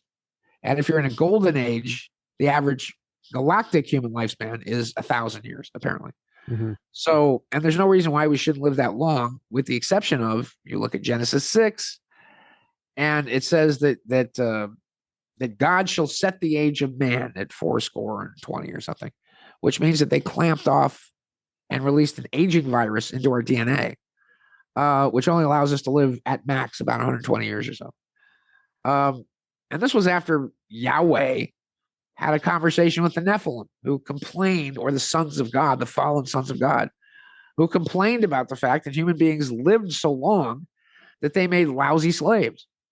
And therefore, after the flood, you will notice that because they squeezed out this protective layer in the atmosphere, human beings only live 120 years. Noah, when he built the ark, was supposedly 600 years old. Enoch supposedly lived to be 1,000 or 1,200 or something. But you had these very long-lived prophets before the ark. So what was it about the ark and the flood that did this, and the genetic manipulation and engineering? This is what we're finding out now at the USC School of Gerontology. Right. They're finding we have an aging virus in the DNA. There's no reason why we shouldn't be able to live 600 years or so, with the exception of the DNA is actually, it unravels at a certain rate. So, and the telomeres at the end. Yes. So why did the Spanish Armada, why did going back and changing that event change history? Okay. Um, I mean, you could briefly. We don't have to go into the whole thing. okay, I just want the gist of it. Here's what happened. We were told we lived through a timeline shift ourselves, and we did this. They told us to go get the books of a guy named Rajneesh Gurdjieff, and we did, and they didn't exist. The guy didn't exist. The books didn't exist. Nobody knew who he was. And then one Monday, we all went out to the bookstores again before we went to the meeting at Hal's house. And there was about 12 of us or so. 6 men, 6 women, which was important because you can apparently change time when you know the certain meditations to do. And suddenly everybody had books by Gurdjieff. Everybody. And we were told through this channeling session of this Commander Faj, who said, I'm not a spirit. I'm a guy. I'm on a ship. I'm communicating with you through a biofrequency, who said we were allowed to change an event in time, which brought Gurdjieff to the attention of America. And he became a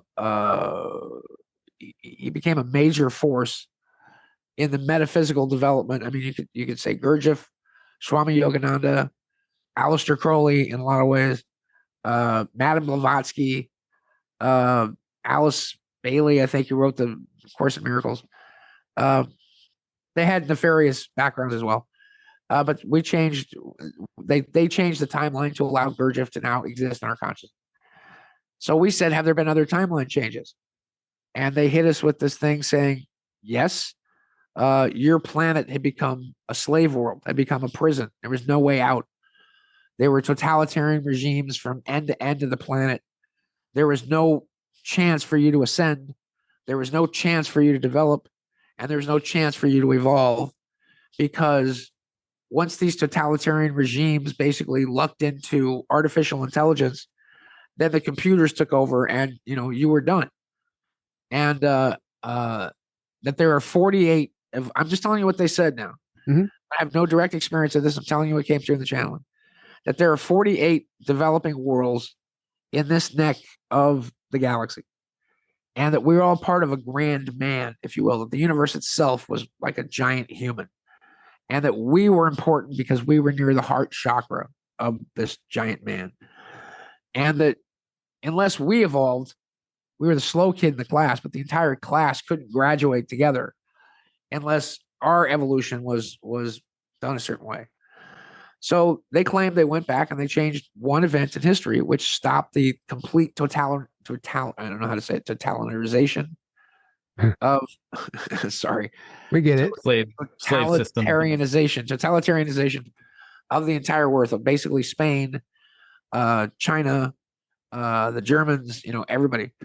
And that one thing was they altered the wind behind an English frigate that allowed it to T-bar on a Spanish man of war and allowed it to sink this man of war. They also apparently they messed up the weather at this time during 1588, during the battle for the Spanish Armada.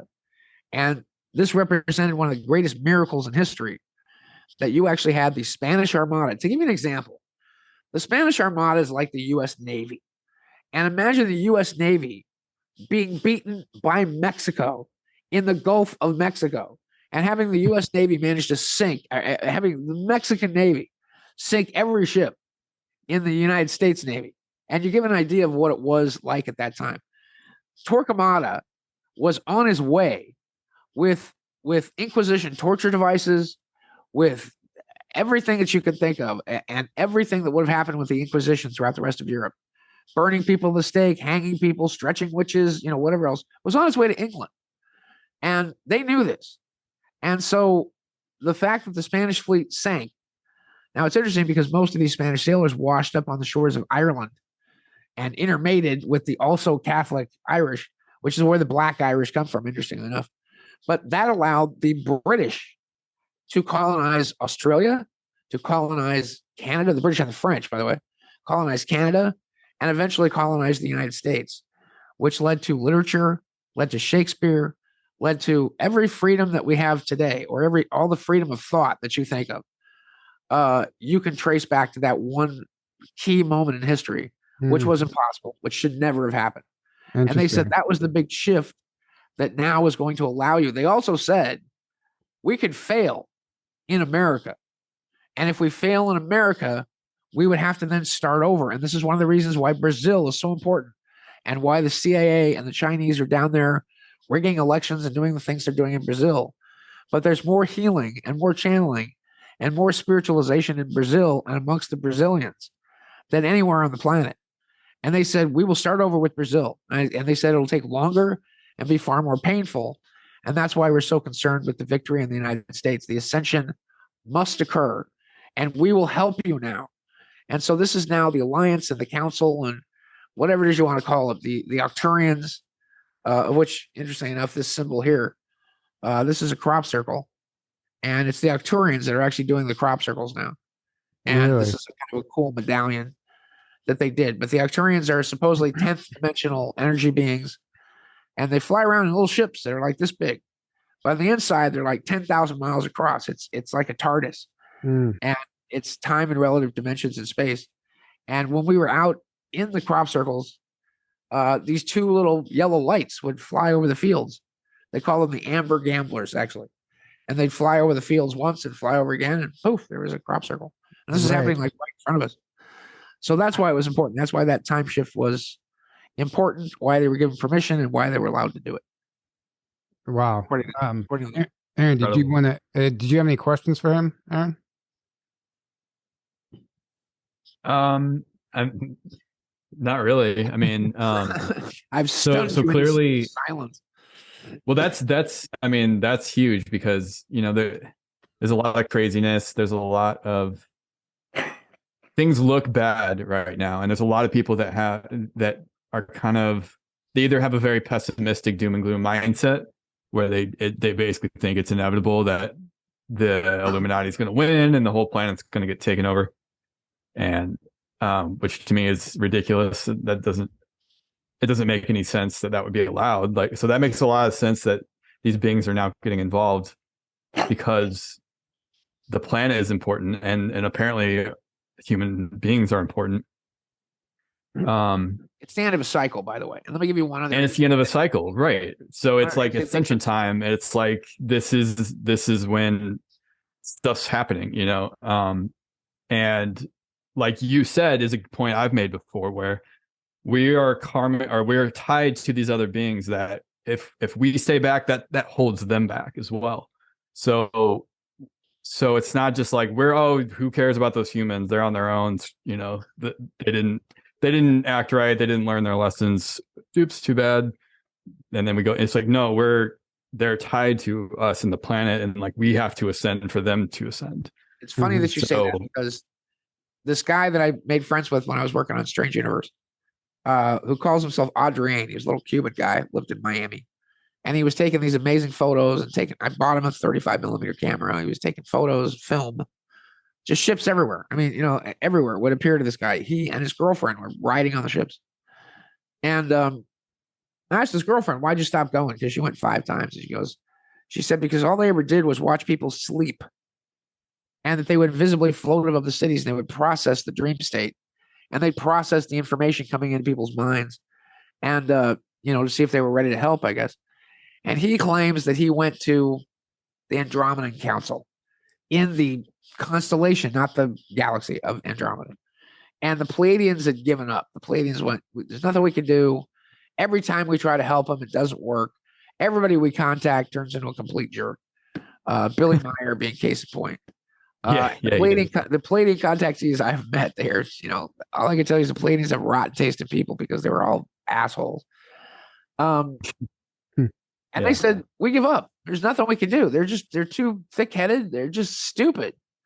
And, you know, let them go to their fate, exactly as you said. Now, it's interesting because he claims the Arcturians stepped in. Let me give you something fun. Because they look like this. I'm not kidding. This is what they look like, the Arcturians. There you go. There's an Arcturian for you. Oh, and they look like really? They look like Gort from the day the Earth stood still. There you go. There's Gort. Interesting. Gort guy. And he's kind of fun. I should let him give the So they're in these robot bodies, I guess, because they're if you ever watched the old Star Trek, there was Ambassador Kodos, who came in a box, and the box would open, and whoever saw the light show would go crazy. And eventually, I think Spock saw him, and he goes nuts. And the girl that helps him is blind and all this. So he claims the Arcturians, who are 10th dimensional energy beings, he says, stepped up, and they said, we are going to become the new guardians of Earth, and Earth is too valuable to lose, and humanity is like a candle in the wind that must not be extinguished. And this happened right about, he claims, about 92, 93. And it's when the crop circle phenomenon began. And he claims it's the Arcturians, these amber gamblers, they call them, these little lights that swoop over stuff. And it's the Arcturians that are making, once again, they made this crop circle finally, which is the symbol of the Arcturians. This symbol is the symbol of the Arcturians, these 10th dimensional energy. And it looks kind of like the Masons, actually. But he also told me, they said they're going to become much more complex. They're going to have prophecy in them, which they did. I managed to make a lot of predictions by analyzing the crop circles. One had to do with a comet that exploded that became the largest object in the solar system of this big ball of blue gas, was all predicted in a crop circle. A lot of stuff about 2012. And this 13-year period we're going through, which is the Night of the Jaguar. It goes from December 21st of 2012 to December 21st of 2025, which is once again when a golden age can occur if Trump actually does get back in, because he's a Gemini and he interacts with Pluto and Aquarius. I mean, there's the possibility of a new golden age in America, and they're going to do everything they can to stop that. Everything, including, the only reason I think Trump's not dead is because he doesn't rely on regular Secret Service that are controlled by the Treasury Department. He relies on Blackwater, or XE as it's called. And it's Eric Prince is the guy who's basically head of his security. And his sister, Trump made the, I forgot her name. He made her the Secretary of Education. But I think it's because Trump has had all of his security taken over that, that he's still around, he's still alive. And it's unfortunate because the white hats of these white hat people have given you so much bogus information, including saying that Trump had the nuclear launch codes, that Trump was still commander in chief, that Trump had like a bat cave underneath Mar-a-Lago. And that's what triggered the whole FBI DOJ thing of the whole search of his house in Mar-a-Lago, is that they believed the white hat crap, that he had like nuclear launch codes or what's that? That's why they did that? That's why they were looking for it. Eventually came out saying, we're looking for nuclear launch codes, because that's what the white hats, Michael Flynn and Juan Savin, who I've known for 20 years, whose real name is Wayne Williott. Carrie Cassidy believes 107 is JFK Jr. What do you think about that? She fully believes that 100%. I'm not so sure about that. After I had a come to Jesus meeting with Carrie, of course, my actual information is not as good as her dreams of things, and I can't say anything bad about her because Carrie has saved my life. She does, yeah. She's done amazing work. I love her. Yeah, I just want to trip with her. She's convinced that there's 2 107s. This is her story now. Yeah. 2 107s. One 107 is Wayne Williott, because you want to hear the Wayne Williott story real quick? Sure. On January 6th, I get a call from Wayne. And he says, look, man, don't out me. And I had no idea what he was talking about. And he said, well, I've got this other alter ego, this Wano Savin guy. And by the way, he's got merchandise. He's got bags. He's got coffee cups. I mean, he's selling merch as Wano Savin. And he has this little book. It's about that big, called Kid by the Side of the Road, which, again.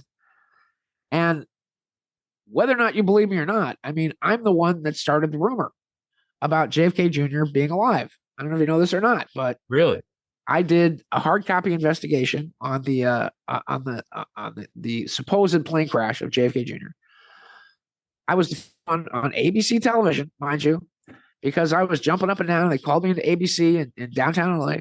Actually, not down. It's in West LA on Pico. And I was the first one to say, this is murder. This is an assassination. Nobody is connecting the fact that JFK Jr. had lunch with Hillary Clinton, where she warned him not to enter the race, where he said to her, I don't like you. I don't think you're good for New York. I think you're a carpetbagger. This town's not good enough for either of us. You're going to get the hell out of Dodge.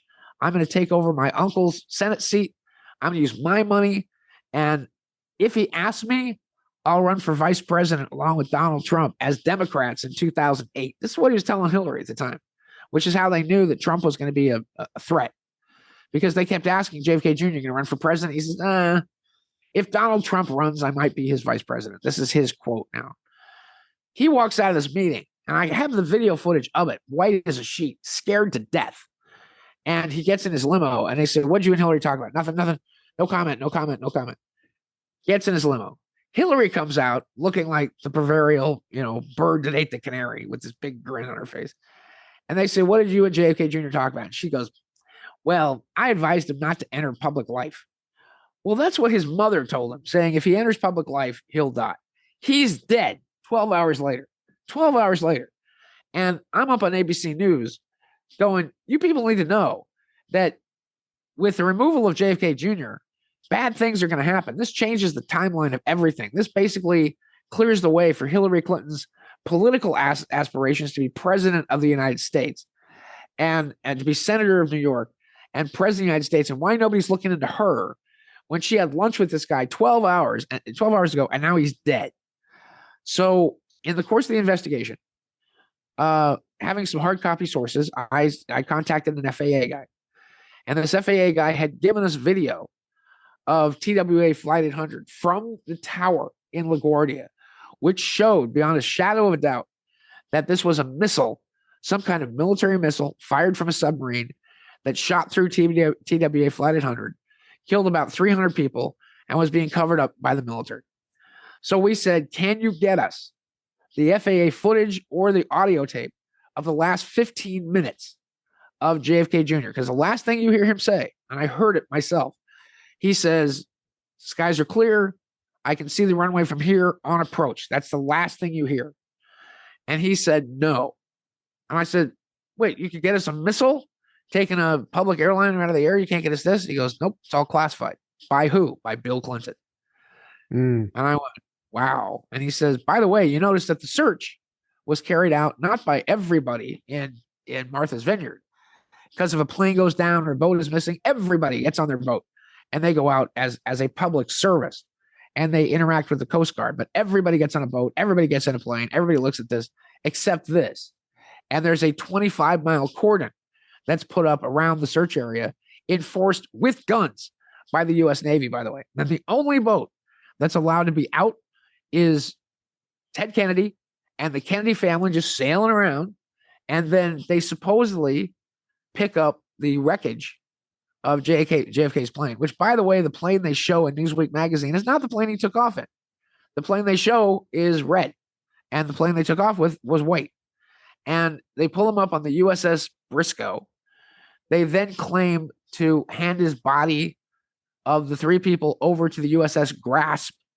They pull him up at 7 p.m. at night. And then the next morning at dawn, they have funeral services where they spread his ashes over the USS Grasp with the Kennedy family there. You know how many things are wrong with that story? Everything. Everything. Have you ever heard of a crematorium on a Navy ship? Ever? I mean, Ever. No, but I'm not familiar with their. What do they do with? What do you do with? What do they do? You've seen every movie. What do they do when you die? You've seen funerals in the movies on Navy ships. Right? What do they do? I don't know. You tell me. They wrap you in a flag. They toss your body over the side. You've seen that, right? They condemn you to the deep, or what? They not condemn, but they do something to the deep. Sure. But so, yeah. All right. Number one, you have a military enforced executive order against releasing any information and against anybody searching. That's number one. Number two, you have a Roman Catholic who staunchly does not believe in cremation, who's then cremated, apparently with the approval of the family. Number three, he wants to be buried next to his dad at Arlington National Cemetery, even though he's not military. And they allow that. Well, now they can't do that, can they? Because they dumped his ashes over the side. So I'm telling you that this whole thing stinks to high heaven. So some years later, I have a friend of mine who works for MI6, and he was doing some editing for me, and he's a big computer genius. And he was the one that came up with the he figured out a way to link pictures together. You use it on when you're looking for a house or an apartment. You can take, a virtual walking tour where you just walk around. You guys have seen that, right? Mm-hmm. Yeah. And he was doing this for photos of Mars, where you can take a tour of Mars where you look this way, look that way, look up, look down. He invented this program that links all these things together so that you could, makes it seamless. And you can now look at stuff in 360 degrees. So out of the blue, I just asked him, can you tell me 2 things about what you know working for MI6? And he was attached to the British Embassy in Los Angeles. And he goes, yeah. And I said, can you tell me what happened with Princess Diana and JFK Jr.? And he said, oh yeah. He says, I can tell you everything there is to know about Princess Diana. And it's like he was part of the operation. He gives me chapter and wrote about everything that occurred. Well, here's what's weird about it is that one of the things I noticed, if you look at the photos, go ahead, look this up yourself. Look at the photos of the limousine that Princess Diana gets into, and then look at the photos of the limousine that's wrecked, and you'll notice they're not the same car. Mm-hmm. Yeah, a lot of discrepancies there as well. They have different license plates. Mm-hmm. So, again, he says it was ordered by Prince Philip, and he says, but the weird thing is that he said, we asked American CIA, to when he says we, MI6, we asked American CIA to help us. And they refused because Bill Clinton had this big crush on Princess Diana and had some weird delusion that once he got rid of Hillary, that he was going to become Secretary General of the United Nations, divorce Hillary, and somehow marry Princess Diana. Well, Monica Lewinsky saw that wasn't going to happen. Mm-hmm. So, and by the way, the whole Monica Lewinsky thing popped up because Clinton would not sell nuclear weapons to the Israelis. So this whole thing was an Israeli Mossad operation with Lewinsky. Sure. So, so what did he say about JFK Jr. then after? So I said, okay, the other thing was JFK Jr. And he said, and he pulled it up and he said, look, if you tell anybody who I am, just by showing you this screen, I could spend the rest of my life in prison. I was like, okay. And I've never told anybody who he is. I think he's back in England now. But he pulled up, he says, I pull up 2 files, JFK Jr. and Princess Diana. And both these files come up with what we call a Project Gaia classification. And Project Gaia is the British version of WITSEC. And I said, you're telling me both these people are in witness protection? And he says, there you go. He says, but here's the weird thing. The weird thing is Princess Diana would be in witness protection under the CIA because of Bill Clinton. But JFK Jr., because Hillary wanted him dead, is under witness protection of MI6. So you have these 2 intelligence agencies basically with dueling hostages, if you will, that are at different complexes. It's very much like the English show The Prisoner. He says those places completely exist. And, we have ways of keeping people in there. Now, is JFK Jr. running around in a rubber mask, showing up at Trump rallies? I don't know. Right. But so I try to explain this all to Carrie. And I keep asking Carrie, I said, Carrie, I'm doing this for your own good. I love you. And you're my friend. And I want you to be protected from what's going to come down here because you're just wrong. So Wayne Willett says, don't out me, man. Don't tell people I'm Wano Savage. I was like, okay, I don't have any problems with that. You can call yourself whatever you want. He goes, I'm afraid for my family and what might happen. I said, okay. I said, so you and Trump are buddies, right? You guys are close. And he goes, yeah. I see Trump all the time. And blah, blah, blah. All right. I had just gotten out of federal prison. I spent 3 years in federal prison for a crime that had no victims and no monetary loss to anyone. And they were mad because I was writing them letters. And I was helping people defend themselves against the banks and against the Internal Revenue Service. And we were writing bonds to the banks, which they could not produce at all because the banks were taking them, cashing them, and monetizing these bonds that we were doing. And they tried to claim that was fraud, even though they couldn't produce a single one, nor could they find anybody to complain against me. And they threw my wife in prison for 2 years, me in prison for 3 years, gave me cancer, gave me MRSA, let me out, then grabbed me again and re-incarcerated me, supposedly to then treat my cancer. Shipped me to Butner, North Carolina, where I was in the same room as where they killed Bernie Madoff. And now they're trying to kill the Tiger King guy because he's got prostate cancer. And if it wasn't for my friends raising enough money for an attorney, I'd still be there. And there were other guys I knew that had heart conditions that were, I was, in 2016, they rounded up everybody in the freedom movement. Me, Rocky Hudson, who was head of the Colorado Republic, Winston Shrout up in Oregon, who was doing bonds for people, Tim Turner, who was head of the Southern Confederacy, Tony King, who had these giant seminars showing people how to file paperwork with the IRS to get lots of money back. And I got a return from the IRS off my paperwork. 6 months later, they turned around and said, we want the money back. I said, can't give it to you. I spent it. And then they tried to claim that I was guilty of fraud, even though they could not prove any fraud. And then I'd filled out all their paperwork correctly. And even the judge said, he told you every dime he made for 5 years. This is not a tax fraud case at all. So I'd committed no fraud. I hadn't taken advantage of anybody.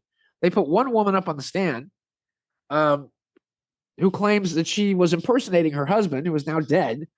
And I said, did I victimize you? No. Did I break my contracts with you? No. Did I take advantage of you? No. If I'd gotten you a house with this bond, was I going to live in your house? Was I going to get a piece of you selling your house? No. So why are we here? And over and over and over again, I was like, I just was going down a slippery slope of just, and by the way, Bridget Ingridson was the computer campaign manager for both Obama and Hillary Clinton. And she was on my jury. So they rigged the jury on top of this as well to do what it is they did to me. So I said to Wayne, I have a federal pardon sitting on the president's desk right now. It's been approved by the BOP. It's been approved by everybody. And there's 10,000 of them. Have them sign my pardon and we're cool. And he goes, and by the way, there were 50,000 requests for commutations of sentence for Trump as well. And Trump was going to sign pardons for Julian Assange and Snowden. And is it, I forget his first name. Frank Snowden? Edward. Yeah. Edward Snowden. And he was threatened by Mitch McConnell, by the turtle, by the scumbag, by Emperor Palpatine, who runs the Senate. And he turned around and said, if you do this, if you pardon these guys or any of these other federal prisoners and let them out of federal prison, I will make sure my 18 butt boys in the Senate, my little faggy pals who run the Senate, they will vote to impeach you and convict you in the Senate, and you won't be able to run for president again. And Trump went, okay, we're good, and walked away. So Wayne starts telling me, oh, it'll be good, man. It'll be good. I guarantee you that Trump's going to be inaugurated as president on January 20th. And I'm like, you're an idiot. That's not going to happen. I mean, didn't you take political science? Don't you know how this works? He lost. And by the way, you have 60 lawsuits against Dominion. Not one of those lawsuits, and they're all going to be dismissed because not one of those lawsuits has a request for discovery. If you had discovery, you could have a search warrant. You could grab those voting machines. You could see how they were connected. You could trace this all back to one guy at the Vatican who, when the voting machines couldn't cover the discrepancy, picked up the phone, called the mafia. They called their guys in the AFL-CIO. Suddenly, giant trucks started showing up at 1:32 a.m. in the morning when they stopped counting the votes. And these big trucks had bags and bags and bags and bags of ballots with one stamp on them for Joe Biden. You can actually subpoena all that stuff, but you can't because you don't have the request for discovery in a single one of them. By the way, Ellen Wood and Sidney Powell were showing up at the White House every day with truckloads full of fraud evidence. And they were being kicked in the teeth and told to hit the bricks and take a long walk off a short pier by Mark Meadows, who was the traitor chief of staff. He was the Brutus in all this. And this is exactly as I predicted because I did Trump's chart and I said he's going to win, but not serve because he's going to be betrayed by the people closest to him.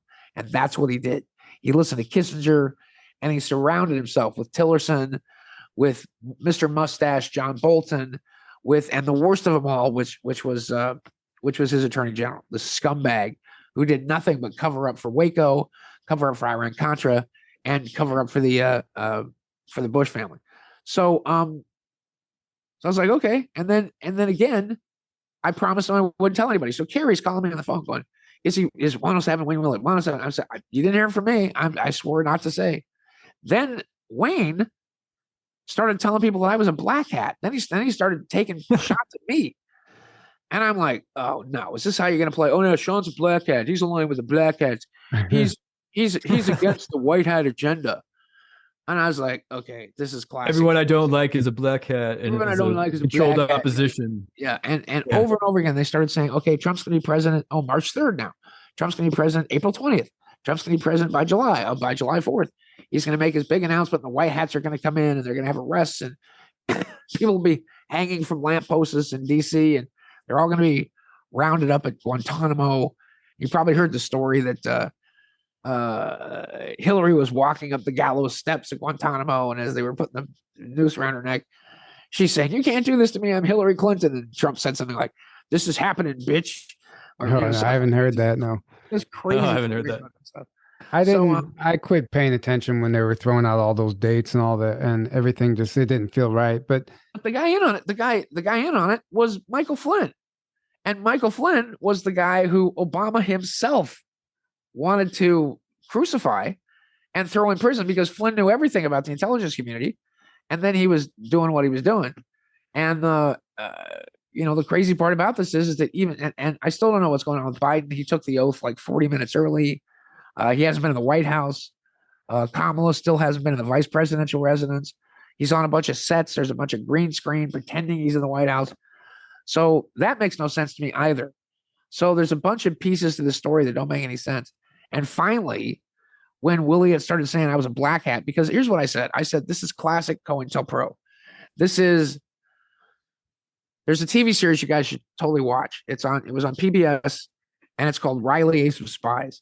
And it stars Sam Neill as Riley Ace of Spies, who was who started British intelligence around the turn of the century when it was called SD1.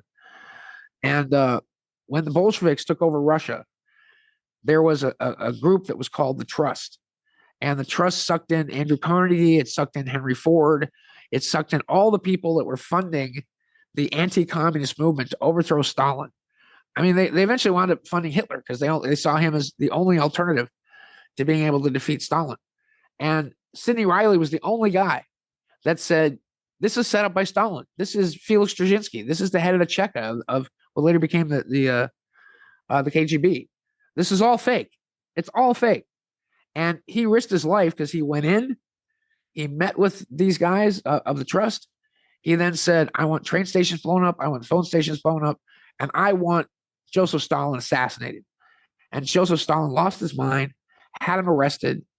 They sent him to Siberia where they eventually killed him. But his courage is the only thing that stopped the Soviets from being funded and possibly taking over the rest of Europe. And this thing that they're doing with the White Hats is exactly that. Because you know what they're telling you? Do nothing. Get your popcorn, sit back, enjoy the show. How many times have you heard that? Right. Yeah. And that's what they're doing. And they're complete idiots because by now, for the 2024 elections, we haven't fixed the election system. We haven't fixed the voting machines. Now Dominion is suing everybody. And here's what's weird. Fox is owned by BlackRock, which is owned by the Rothschilds, which is owned by, and the major stakeholders, also BlackRock, also owns Dominion. So what do? They're suing themselves, basically. Where Dominion, where Fox is paying Dominion, so they're paying themselves. But in the deal, they get rid of the most vocal and most dangerous critic of Biden and everybody else. And guess who that is? Tucker Carlson. Right. And it's interesting though. Like you said, why film everything in a movie set? Why not be in the White House? Why is everything set up like a movie set, right? Why can't they operate as usual? These aren't normal operating procedures. So something is going on that doesn't make any sense. That's probably beyond anyone's knowledge who's on YouTube talking about it. I think there's agendas and moves and counter moves. Things change in the fog of war. And there's, ET races involved. There's things happening that I think that we just simply don't know about. And things don't make sense right now. And I think at any given moment, the timeline could change. And maybe predictions that you might be certain about might even not come true because of another timeline shift. We don't know. Well, but your police are being defunded. So the people have no protection, so they will demand a federal Gestapo. They're using blacks and crazy white people, mostly women, who they've managed to successfully. They've so attacked women in this country, and so devolved them, if you will, to the point of where they're the radicals now. They're the core of the new, baby killing, satanic, godless Democratic Party.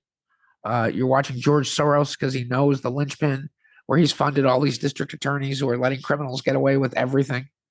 And again, it's everything that Eldridge Cleaver said that they were going to do. Right. And this is why I think Michelle Obama is going to play into their role. She, however it is you're going to work it. This is why the Democratic convention is in Chicago. She's going to be the big hero. She's going to come in. She'll probably, either have the influence of somebody like Dwayne Johnson backing her up, or, whomever she chooses as her running mate. But she's on a book tour right now. Again, Democratic convention is in Chicago, which is Illinois, of course, as you guys know. So it's going to be interesting, and that they're using Biden as a placeholder, really, and just keeping everything wide open for her to swoop in and be the big hero.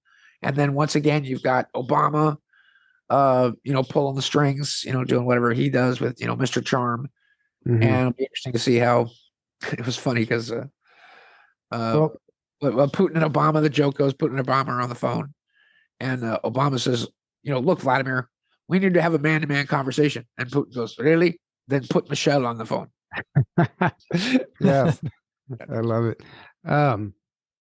Okay, so I want to start wrapping this up. I'm going to ask you one last question, just out of my pure curiosity. We were talking about the time travel and time in general. What are your thoughts on why they're ending daylight savings time? Why is it done in November? They already, passed the bill or whatever, and it goes into effect November of this year. Why?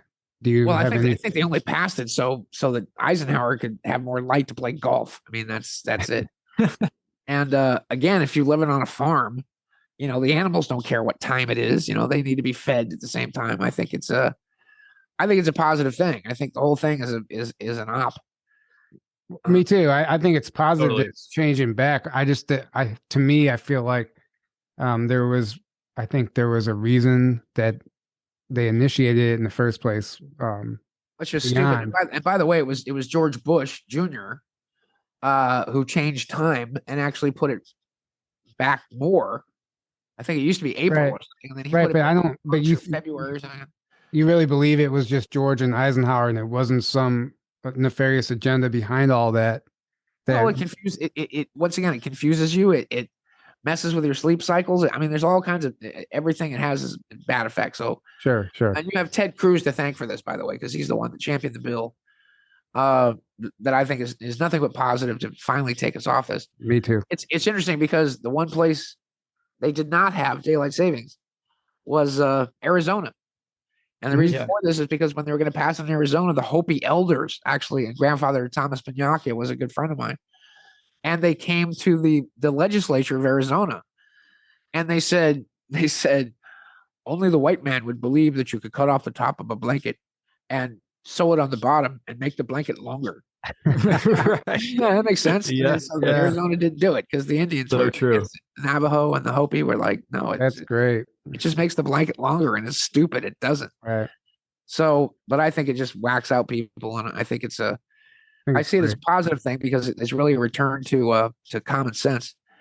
And I'm just praying to God that that's what happens in 2024. But people who think we're going to be able to vote our way out of what's happening, right? It's not going to happen. Can't take something major. Well, the only way again is you're going to have a secessionist movement. You're going to have Texas. You're going to have San Bernardino. You're going to have part of Oregon wanting to be part of Idaho. States starting to succeed, yeah. And if the collapse of the government comes the way I think it's going to happen, you've got George Soros not only funding all of these screwed up attorney generals in all these cities and allowing crime to just run rampant and punishing no one and letting people out of prison where they're preying on the weak and the defenseless. And why women aren't for guns is beyond me. I mean, even that, it was like, we don't like guns. Well, shut up. It's the great equalizer. If you have a gun in your purse, So the challenge here being is that he's funding Ron DeSantis. So you've got to know that he's going to write Ron DeSantis a $100 million check, like he did with Barack Obama. If DeSantis manages to split the party, if Trump doesn't get it, Trump will run as an independent. So, and the polls right now are running like crazy, but he runs as an independent on either the Reform or the Independent Party. He splits the vote. And if you split the vote between DeSantis and Trump, then doesn't matter who the Democrats run. They can run Michelle. They can run Gavin Newsom. They can run Biden again. And he'll get in just by the fact that you now have a three-party vote. Let me point out that in the years of Bill Clinton, because of third-party candidates, in 92, he won with less than 42% of the vote. And in 96, he won with less than 46% of the vote. He never got a majority of the vote. So this is what they're going to do. And they're just going to count on the stupidity and Trump's arrogance and his just complete penchant for just stepping on his own dick, as they say. And if they're smart, DeSantis runs, he gets some notoriety, and he comes on as Trump's vice president. And then he runs in 2028 for president, and then they can control the presidency for 12 years if he's smart. But nobody has ever accused the Republicans of being smart. And the person they need to get rid of is Mitch McConnell. Mitch McConnell is the Trojan horse. He's the scumbag. He's the traitor. He's the Brutus within the entire system. Yeah. Mm-hmm. Within the entire system. And the turtle has screwed over more people and has screwed over, everything that's good for America. His wife is Chinese, for God's sake. She's the one that, works for the Chinese communists, screw right. Eric Swalwell or, the guy who's wives, yeah. Fang Fang. Look at the turtle. Right. So there you go. I mean, if you want what's going to happen, the election might be stolen so spectacularly and so arrogantly, like they've done in Brazil. They still haven't fixed Pennsylvania, and they've now allowed a bunch of Soros has now funded judges in Pennsylvania to and they can, because they vote their Supreme Court in, they can overturn election laws, they can do whatever. So it's not the end. I mean, I think that the chaos is going to come, and you want a real revolt and a real revolution. If Trump doesn't win, people are going to go to the they're going to go to the walls. They're going to go to the guns. They're going to go to whatever. I mean, this is where it's going to get, and again, how will it play out? It'll play out with massive movements of secession by counties and states. And we still need to realize that local police are the last line of defense. The bumper stickers, I used to have one on my car as support your local sheriff, where they're the last line of defense. And if you defund them, that's it. We descend into chaos. And again, is Eldridge Cleaver going to be right? Do they make a black person president of the United States? Do they beat all of you into submission with the label of racist? And, you have to vote for this person because otherwise you'd be racist. And you can't take action against black criminals because you're racist. It's people in the black communities that want these people locked up, for God's sakes. So, just saying. Right. On the positive side, we literally are at the beginning of a golden age.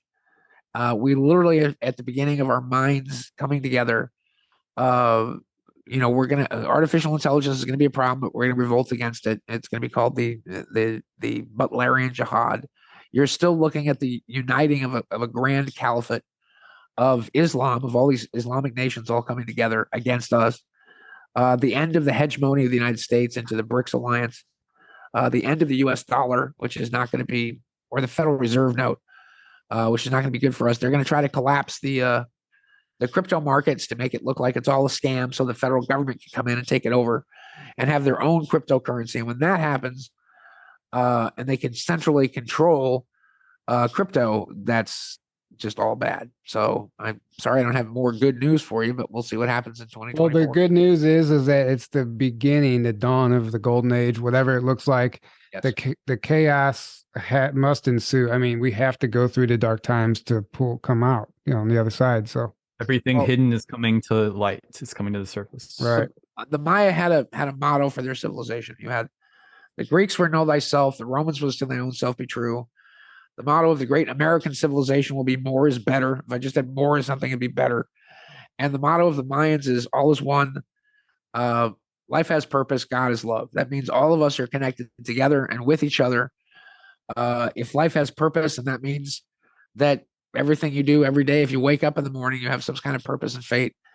And if God is love, then that means the first thought at the beginning of the universe, as we faded into existence, was the prima mobile of everything that has to do with God or the Force or the Vril, is all about love. We're brought into existence with love. Our existence made better with love.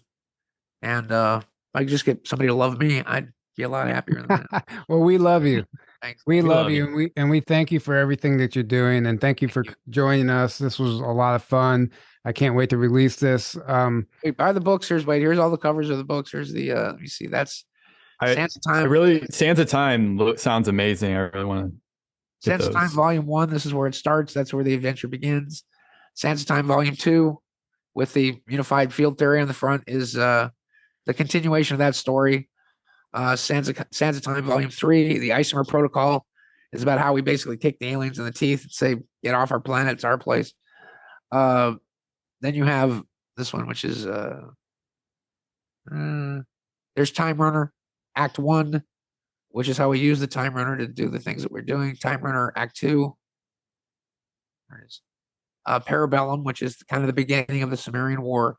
And then I take an interlude for the Vril Daman Diaries, because I had this diary and I thought, let me do it between these wars. And then the very last book, this hasn't been published yet, Sands of Time, Act 3, the Sumerian War. And this one, then the one after this is the Draco War, and that could be 2 books. But you get them all in Strange Universe Radio. Just think Strange Universe Radio. And on Amazon, they're all rated 5-star. The reviews are like 98% Rotten Tomatoes positive. And and by the way, you guys, one of the best movies I've seen in a long time, I went to go see Guardians of the Galaxy Volume 3 the other day in IMAX. I heard it was good. Yeah. One of the best movies. I need to see that still. Really great. So I hear there's a lot of disclosure, as a lot of movies. Yeah, ish. I mean, they deal with the High Evolutionary and who's a great villain in the comic books, and but it was one of the best movies I've ever seen. So right up there with Star Wars. So the Sands of Time books and Guardians of the Galaxy Volume 3, everybody needs to go see it. Thanks, guys. Right. Thank you so much. Thank you. Thank you guys for tuning in. We love you all. We can't wait to see you at the conference just right around the corner. It's not too late to grab a ticket. JourneyToTruthCon.com. If you can't make it in person, buy a live stream pass and enjoy it from home. We love you all. Good night and have a great evening.